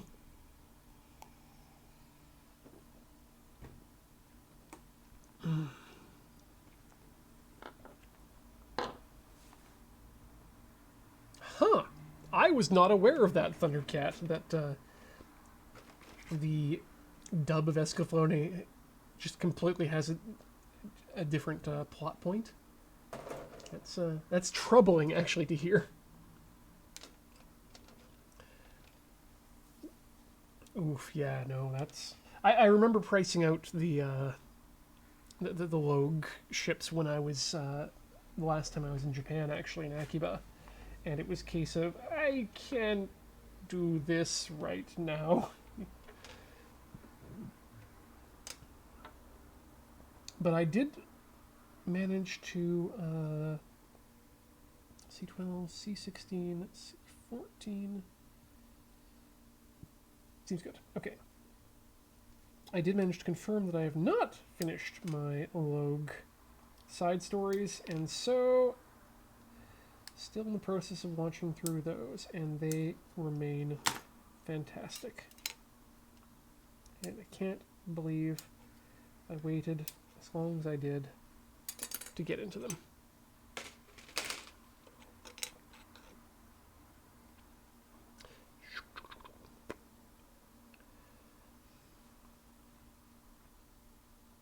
Oh yeah, getting into Gunpla while in Japan would be a great way to negate any sort of savings that you might make from working there. Though I'm not sure how good the... like it used to be when you were working on Jet. Jet was a great way to save funds, but I don't know that reimbursement has been commensurate with inflation. Feels like salaries worldwide haven't had a chance to grow enough.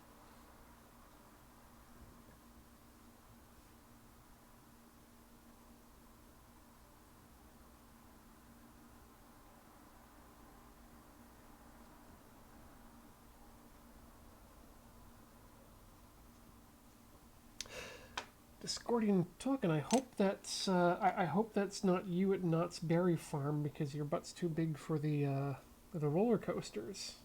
But is that just in reference to the information about how mixed up the Escaflowne stories are? It's actually pretty common for manga, and this isn't directed at you, but just in general out of the chat, it's pretty common for manga and especially novelizations to differ slightly or extensively from any anime adaptation. And that can be for any number of reasons. A lot of them having to do with the realities of television production, which is harsh. Some of them having to do with differences between directors and mangaka. I'm looking at you specifically. Oh God, why can't I remember the guy's name when I'm trying to look at him specifically? Ikuhara. Kunihiko Ikuhara. And your work on Utena.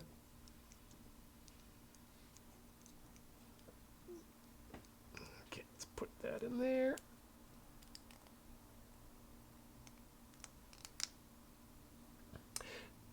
Uh-oh. Oh, good. We got there in time.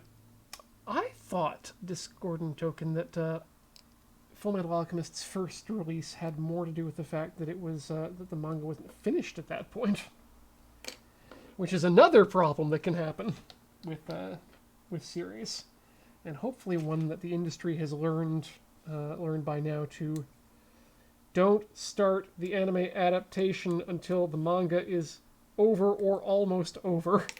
It's a bad idea.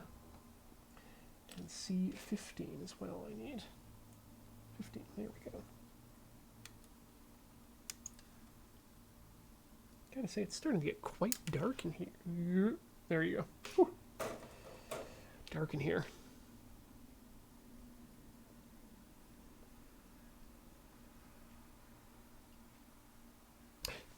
That's good, yes. Thank you for confirming that FMA was in fact not finished in the source material.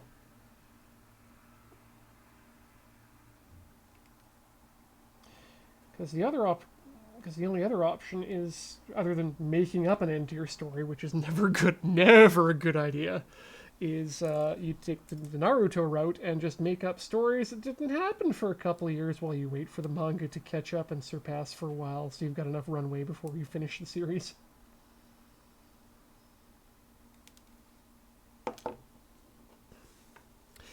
Fans don't tend to like that. Ah, yes, Hellsing was exactly also where that problem was. And yes, and Game of Thrones, of course, yes, also had a very similar problem to it.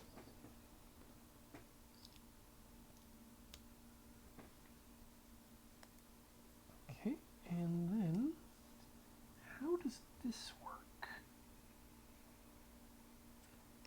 Is that... So we need to go that way. Aha! Towards the back. Got it. Bazooka!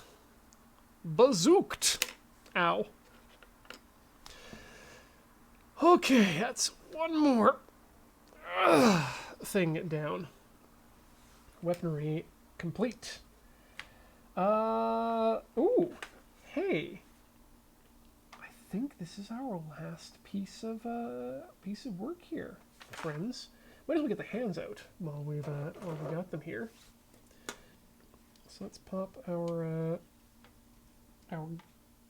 gun holding hands. Because I want to display this this little friend with some weaponry before we call it a night. Clip, clip, clip, clip, clip. And we'll get in there and clean those up. So, where is the instructions for the shields? Because we're at 15. Does it jump over to 16 at any point? Oh! Or does it jump over to this one?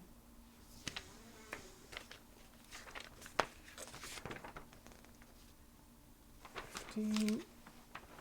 Aha! There's another page on the back that's in color now. So, where were we here? 15. At us, we're still doing hands right now. All right. Let's get that back front and center. Clip some edges. Don't clip too close. Lose your sprues and your deep shag carpeting, only to be found when you're walking around barefoot in the near future. This is cool. This one has a finger on it. I'm not sure if you can see there. This little bit here, not a sprue edge. That's a Gundam finger. I'm guessing for in the gun. For when you need to pull that part of the gun that makes the horny anime. You know, the trigger. What, you mean the Gynax? No. Okay, so which one of these hands is missing a trigger finger? I think it's...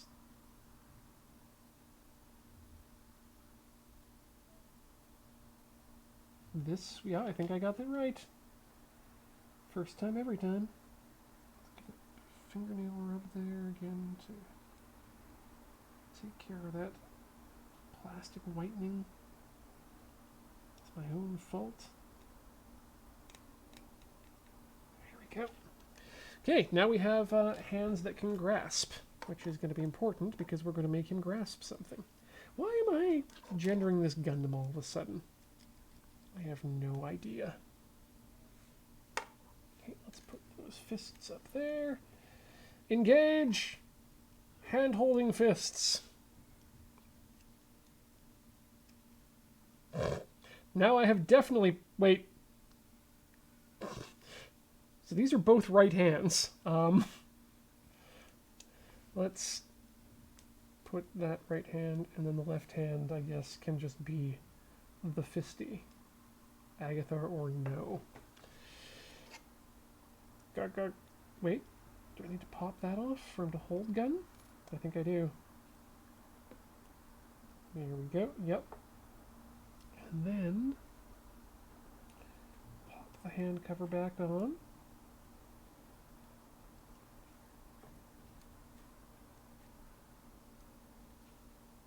And of course we need to classic pose. Let's put him over there, and let's make that more accurate. Perfect. Okay. Fans of the TV series Mobile Suit Gundam will understand that this is a reference to one of the final moments in the series. It's not a spoiler. It's literally in posters.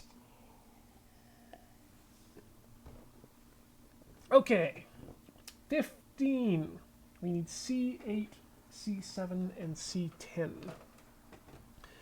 This is, I think, for the Gundam hammer, which is a spiked ball, because that's what we call hammers.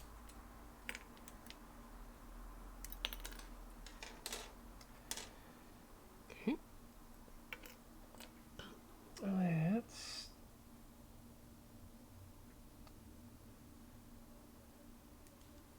here we go.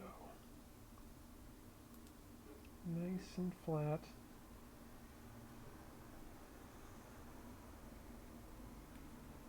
All the way around the ball. Get rid of the nubs first.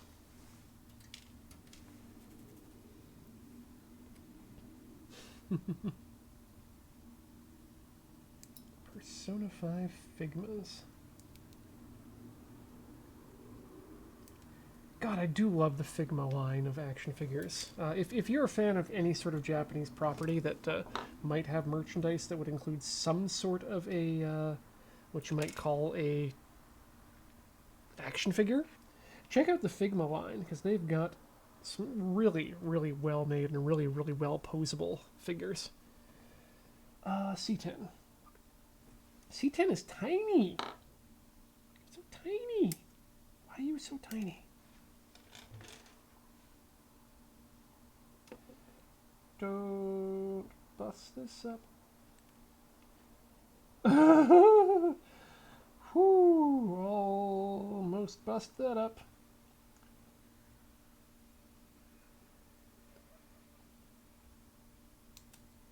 In fact, we might have busted up anyway.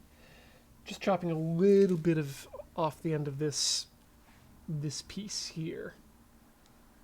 So let's attempt to slot that in there. There we go, good. And this goes in thusly. Perfect. Oh yeah, this is definitely something we're going to want to paint up later, but I think for this one that happens post-assembly. Oh yes, and there's also the SH figure arts, which are also really good. Night Bugberry, thanks for coming by. It's been a pleasure to have you in the chat while we do our thing. And then we move on to page the next. Aha! Color page. Goodbye. The color page says we need to put the spikes on. So that's what I'm going to do. And there are 6, 1, 2, 3, 4, 5, 6, 7, 8. That's the full number. Let's get them out. So I was worried that we were going to have too much time today. But it seems like the weaponry building is definitely going to help us out with that. I want to get the shield done because that's going to look super cool.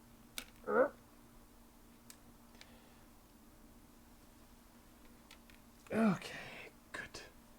Just about done with that sprue too. Whoop.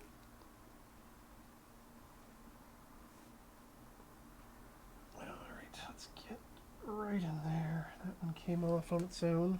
Oops.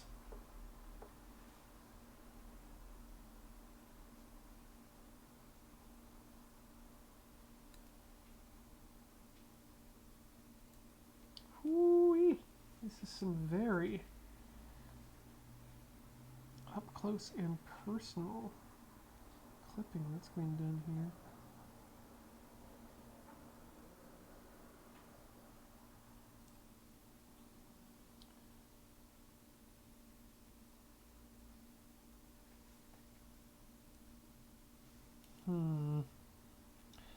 I think, yeah, vertical is still the correct orientation for getting the nippers in there. I'm actually going to throw these glasses on here at this point. Yeah, most of these the RX-78's sets don't do the hyper hammer, but this one, for some reason, we're lucky enough to get. Ooh, hey, that's an interesting look. Okay, there we go. Now I can see. And is that in? There we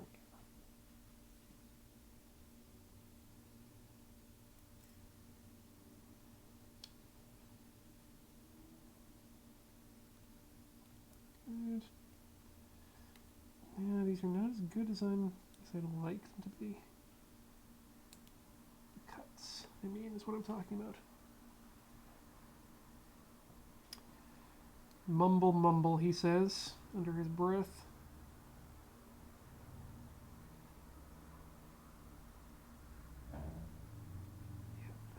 Ugh. God, these are going to need such the cleanup before we actually do painting, if we end up doing painting.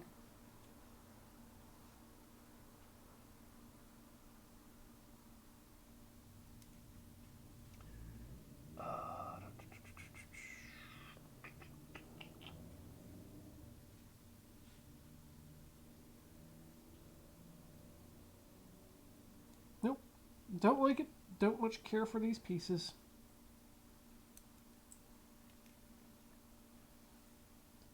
But I do like these glasses. These are real good.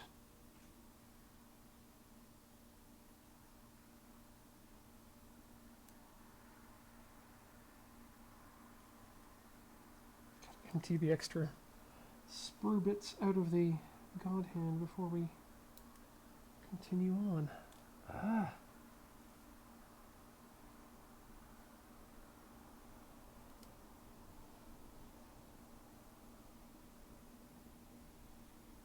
Okay, that's 2, 3, and I think we're on to the last one now. Then we can clean up some of this mess here.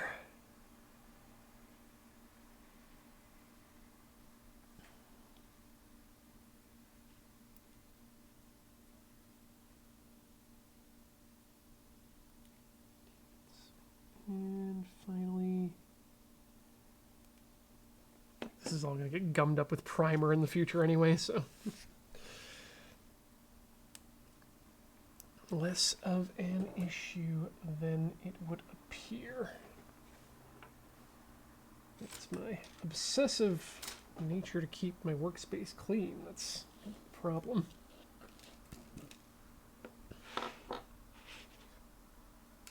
Clean as you go. All right. What do I use for primer? I don't know yet because I haven't done this yet. I assume that I would just be using a standard model kit primer. Like I think that Tamiya or Tamiya probably makes a primer, and I'm going to guess that that's probably what Cam's going to recommend to me when I ask him what I should use.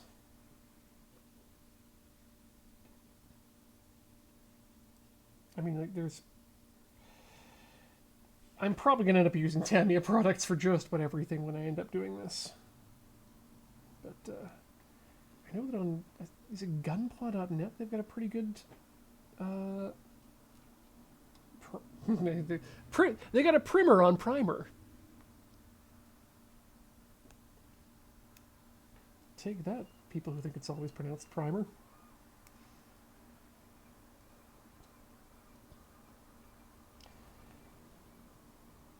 Also, if you haven't watched Primer / Primer, that's a ball. That's a ball for a hyper hammer. Oh, back's getting a little bit stiff. We might. Don't think we're going to take a break just yet. I think we're just going to power through here. Okay, so we need to now release the C9, which is this anchor-ass thing here. Looks like it belongs on a, more on a, what do you call it? Not Galaxy Express.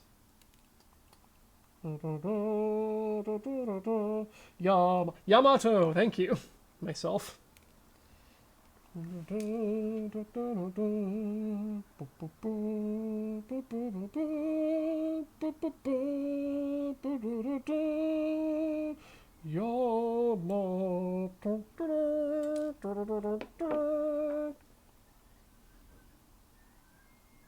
was going to say, some of you may remember that as Star Blazers, but I honestly don't know what the average age of the chat is now, so most of you probably don't remember that at all. Although I look up and see Agu says that $21.99 was so good. I need to watch that, don't I? I really do need to watch that. Especially after playing Super Robot Wars V now, where I'm actually playing that, we're playing a portion of that story.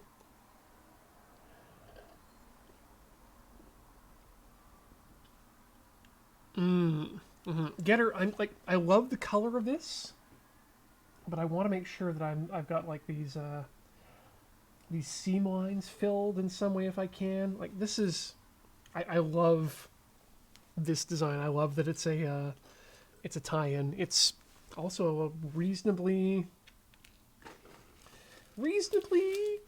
rare-ish kit, so it'd be nice to do something nice with this, is what I'm saying. Yeah. Anyway, we got this. We got the chain. This is about to be on chain, as opposed to off. Cool. Good job, Ian. You're here sitting in front of like 23 different extremely sharp-bladed objects. But yeah, let's use our teeth to open the package, because that's the cool way to do it. Ah! I love that you get a chain, though. This is metal chain, too. I swear, if this was a North American model, they'd probably make you make the chain out of your own tiny brass links of rod that you'd have to buy. Anyway. Come on. That's a good Gundam. Take a direct hit from a hyper hammer.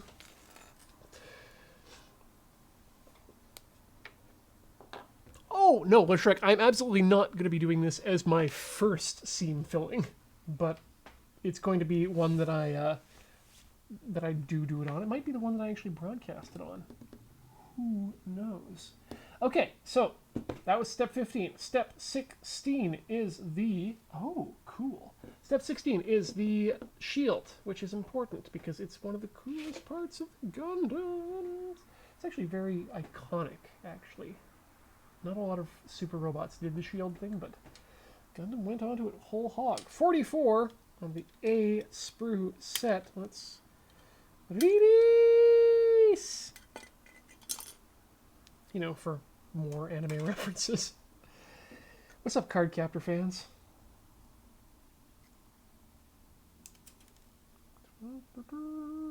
This is... That is sprue? That is sprue. Do cut that off, it says. Okay, good. Do cut that off. Okay, thank you. Thank you, Instruction Chan.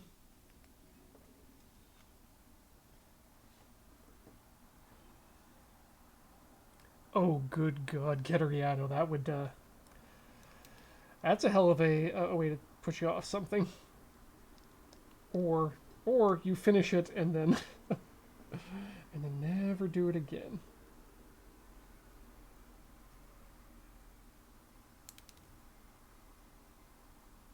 It's just something I've never taken the time to do.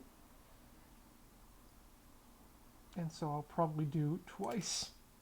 Once to learn, or at least once to know how it's done, and then the second time to do it for real with the nice thing. Yeah, I got my gun markers, but like I said, I want this to be nice. I want to do something nice for myself, I think is what's going on here, is the idea. So by doing something nice to myself, I'm going to give myself a horrible task. Also, it gives me the excuse to make to construct a thing. Oh, I didn't need that. It gives me an excuse to construct a fume hood for indoor small-scale painting, which I've kind of wanted for a few things, including some other, how you say, 3D printed projects. And there's also a lot of X-Wing that I want to be painting. Let me tell you, I need to do an entire squad in NASA trainer livery. If you've been following me on Twitter, you'll know that that's what I've been wanting to do. Okay, C11, is the place where you can... Oh no, let's do this step by step. Step by step, we need A, and this is not... Is this A? A, okay. A, 42 and 43. 42, gotcha.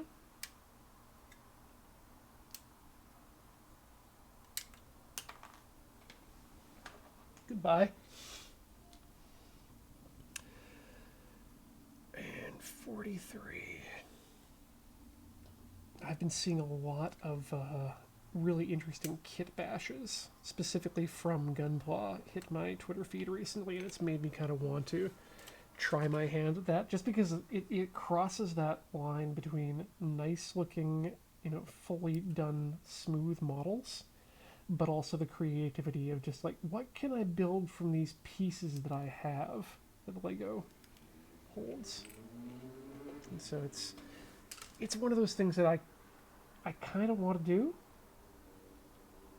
Like in an ideal scenario, what I do is I get Alex and Cam to join me and do some just like buy a bunch of models and just kit bash what we can over the course of a few episodes.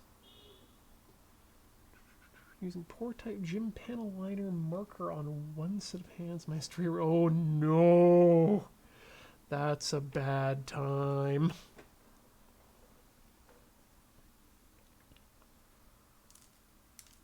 The 30mm lines make kit bashing Gundams crazy easy. I might be unfamiliar with that line. But, oh yeah, no, and well, Lysander Gustav. It's funny you mentioned that you're reading your Star Wars novels, and pretty sure the author was describing some of his kit bash builds, because that was how they made a lot of the stuff in Star Wars, or at least specifically a lot of the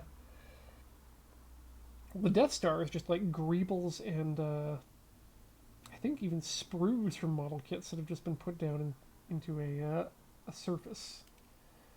But I understand that a lot of kit bashing went into the design of a lot of Star Wars models.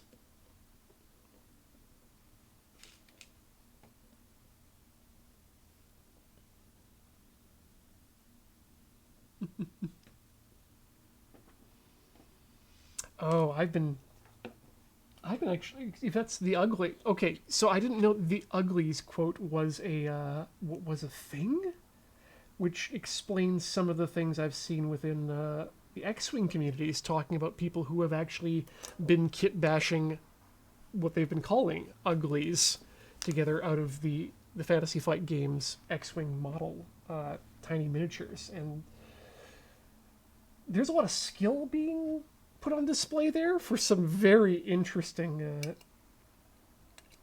variations on standard, or on what you'd consider the usual Star Wars offerings.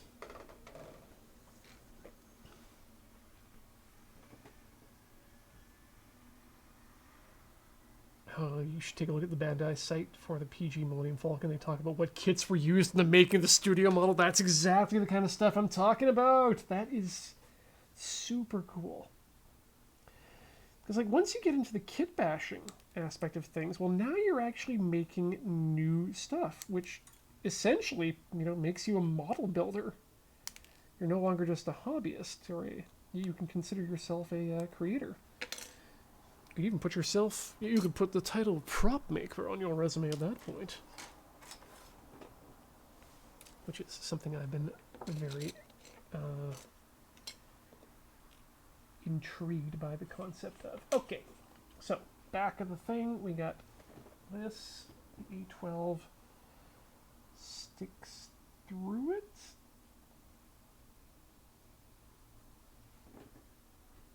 Oh, with the tab in the up position.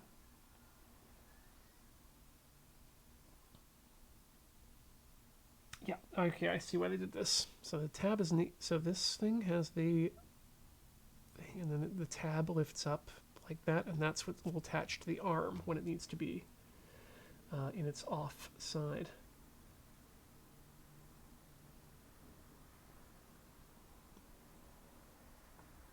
TIE Fighter cockpit with a Y-Wings engines and the worst qualities both. Yeah, I've seen some people have made those for the X-Wing miniature game, and I love them.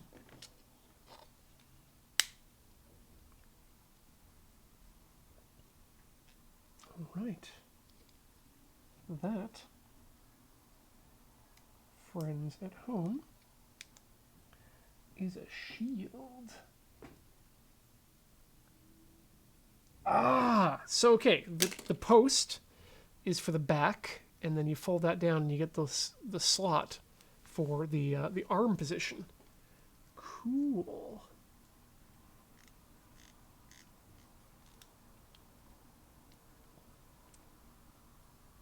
Wait, the Miranda class or Miranda subclass is because the model maker built the filming model wrong? I love that. And I love the way that writers then get to put together an explanation as to why that's the case. Okay, couple more parts left to do. Gun goes into Guntown. We've taken care of that. Bazooka goes to Bazooka Town. Cool. We have the issues with the backpack beam rifles taken care of there, no problem. And then we just need to get out. Is this it? Are we done with A?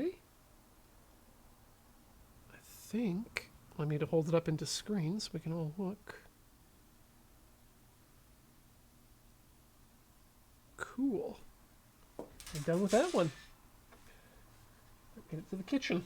Good for it. And here we just have C11 on the weapons sprue. And that is everything there. Good. So I just love nonchalantly tossing things over my shoulder. It's probably due to watching too much Rocket Robin Hood as a child. And seeing Friar Tuck just jamming food into his mouth. One bite, toss it behind the back. Don't. We theorized later on in college that Friar Tuck had a secret second mouth on his back that ate the things. And so he wasn't actually wasting food. So this connects to, or you can use it to replace the this piece on his butt in the gun crotch. And that goes in which direction? There's a up and there's a down, apparently. And the up is the flat side. Flat side up, and that apparently will allow him to hold on to the hyper bazooka. Beautiful. And then the shield goes in. Let's straighten out those hips there first of all, because that's otherwise going to bang into things. Shield then gets to connect there. Oh, nice. So what's the deal with the rest of the stuff here? Hold on.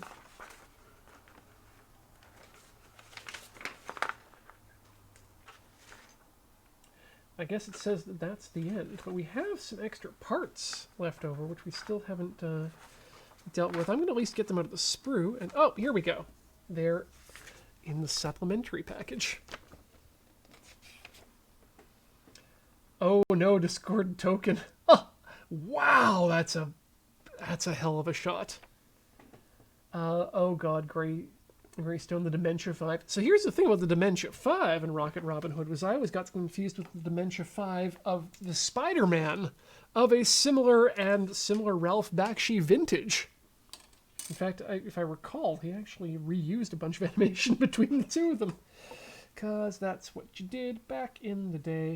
Here's the marking document, just for all of you at home, which gives you information about all the panel lines that are going to need to go on here and the painting and whatnot. And we'll, like I said, get that in the future. But we should at least allow him to make his... like this, thankfully, is not a part that requires painting. I'm just going to take the beam saber out of this sprue so that I can Friar Tuck that. And let's just trim down the bottoms. Do it nice, because why not?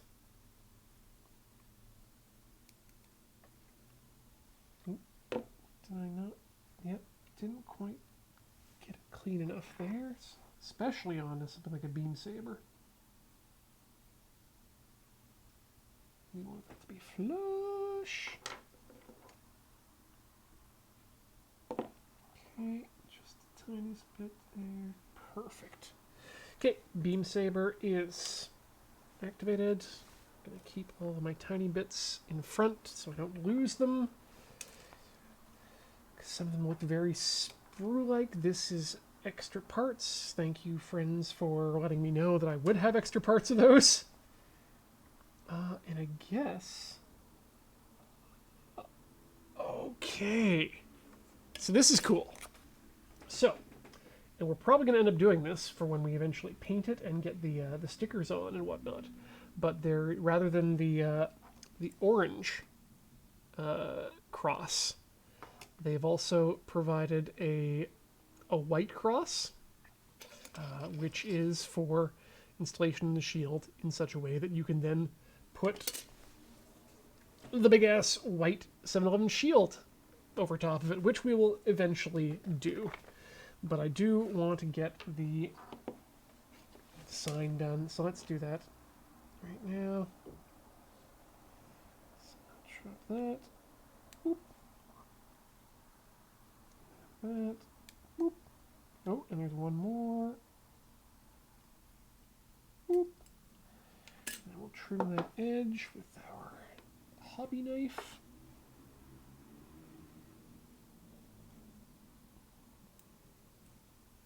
We'll just come across it like this.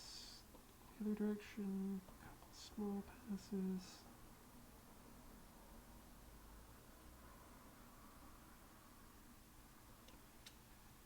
Nice and clean. Okay, good. And we'll get the sign top out here as well.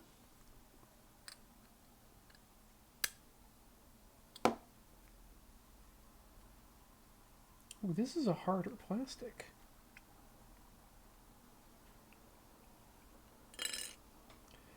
And then we'll leave that there with the other spare parts.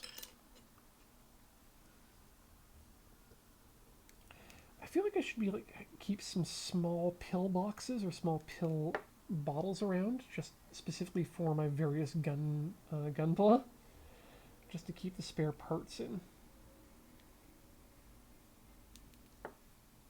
Okay, that looks good and clean. And this, thankfully, is not something I'll need to, that needs, okay, this is something we can put the sticker on right away, because no painting will need to be done. Was it a stone unicorn statue that made it in the second Pacific Rim movie? I have no idea.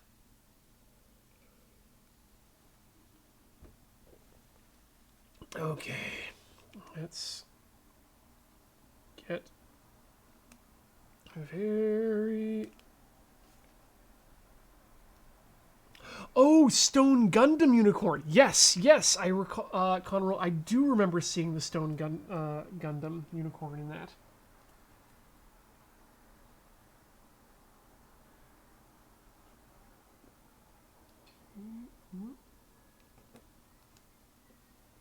Nope. Very carefully. Have to... I probably should be using tweezers, but I'm not because YOLO. We only use the back end of this this hobby knife to get the edges in.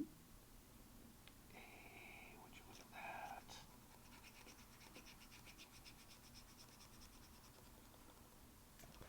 That's a solid 7-Eleven, friends. Okay, we got one more.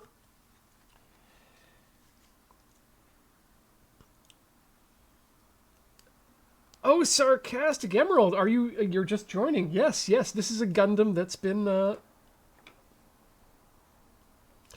this is a, Gundam that was a collaboration between Gundam and 7-Eleven to mark the 30th anniversary of both properties, if I am remembering things correctly. Go. Let's get just a bit of a not too oily push down. Okay. And let's put that back there. Shove this into the top here. Yep.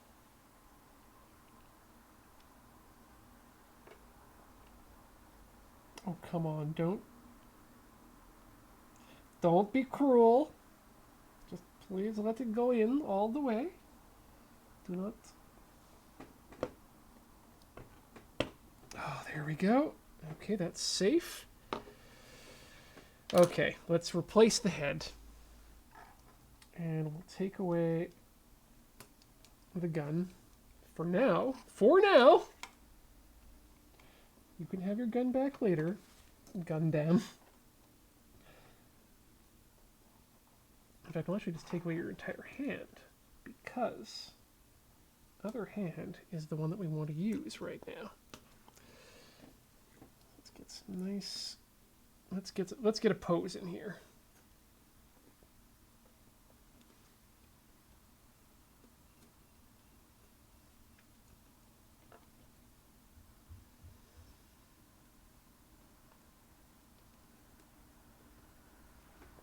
And get the sign through the hole.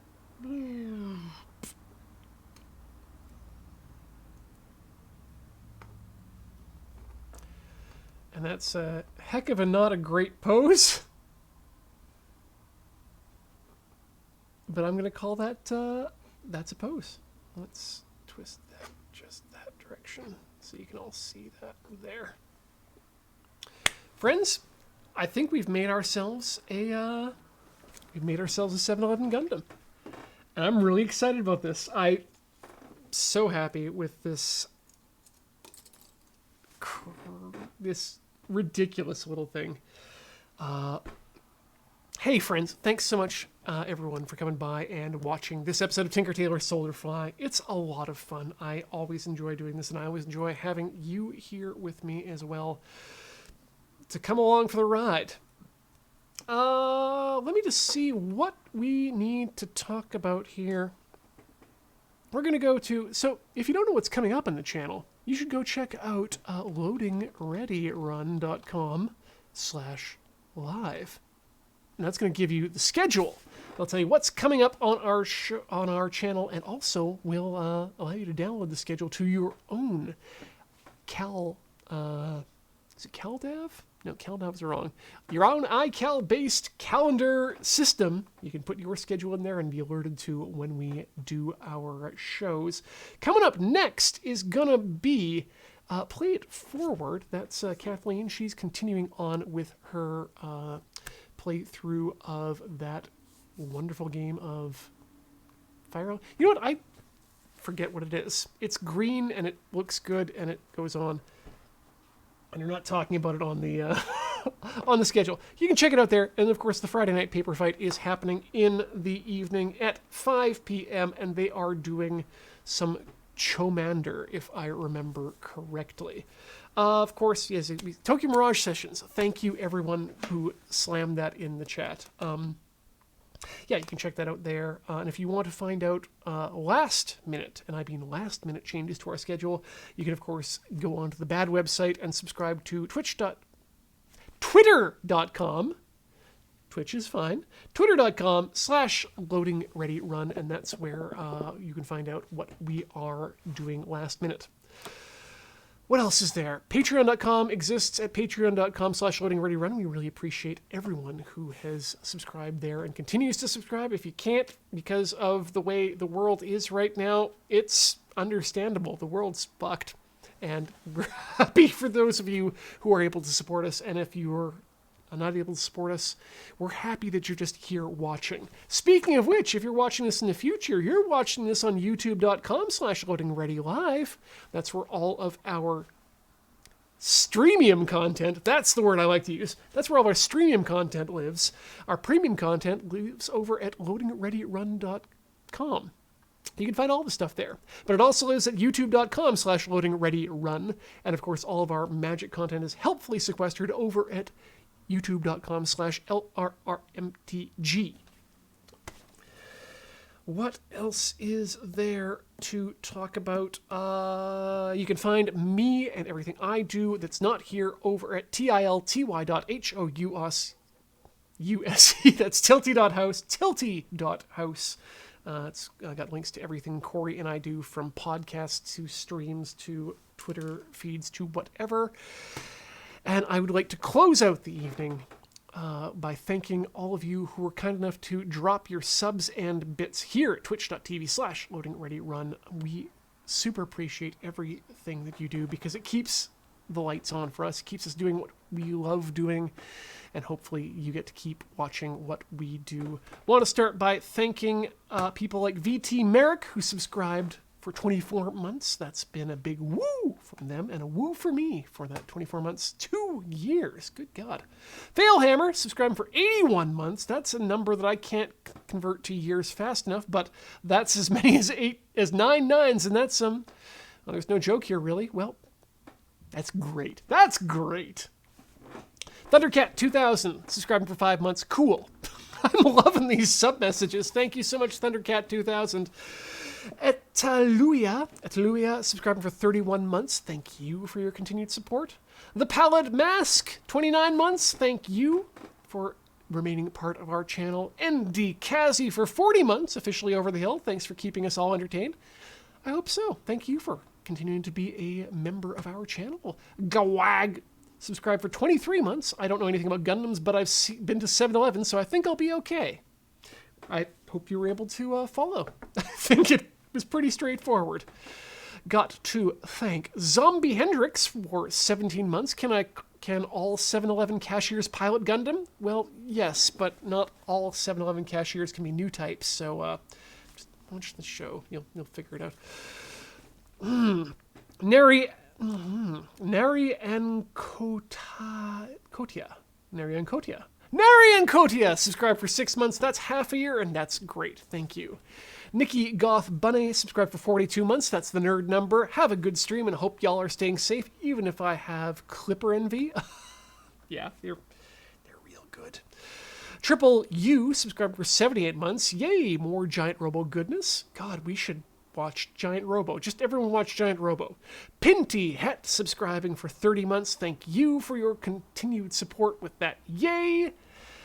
Zarash11 subscribing for 43 months. Thank you for your continued support. Thank you as well to Queen Founder for 12 months. 1 whole year. Only took me 3 years to get here. Well, we're not counting, except when we are, but it's really only for your thanks. And thank you, Queen Founder.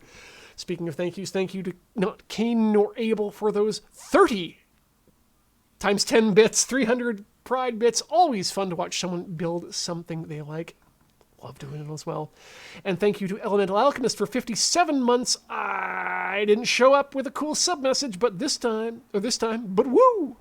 Woo to just being in the chat, and thank you so much. Discord and Token cheered us as well with 300 bits. The bits. And that is the time for said bits, the bits. Oh, wow, we got a few more things here as well. Pear Bear subscribing for 37 months, getting in under the wire. Thank you all, each and every one of you, for everything you do here in the channel. We're super proud to have you, and we're super proud to keep broadcasting to you. We'll see you in a fortnight. I forget what I'm doing in a fortnight, but, well, we'll find out when that happens. Yeah, sorry, Sam Archibald, this is the end of the show, but, like I said, we'll see you in a fortnight. Thanks so much, everyone, for tuning in. This has been Tinker Tailor Soldier Fry. As we say every time, ever forward, never learning. Goodbye.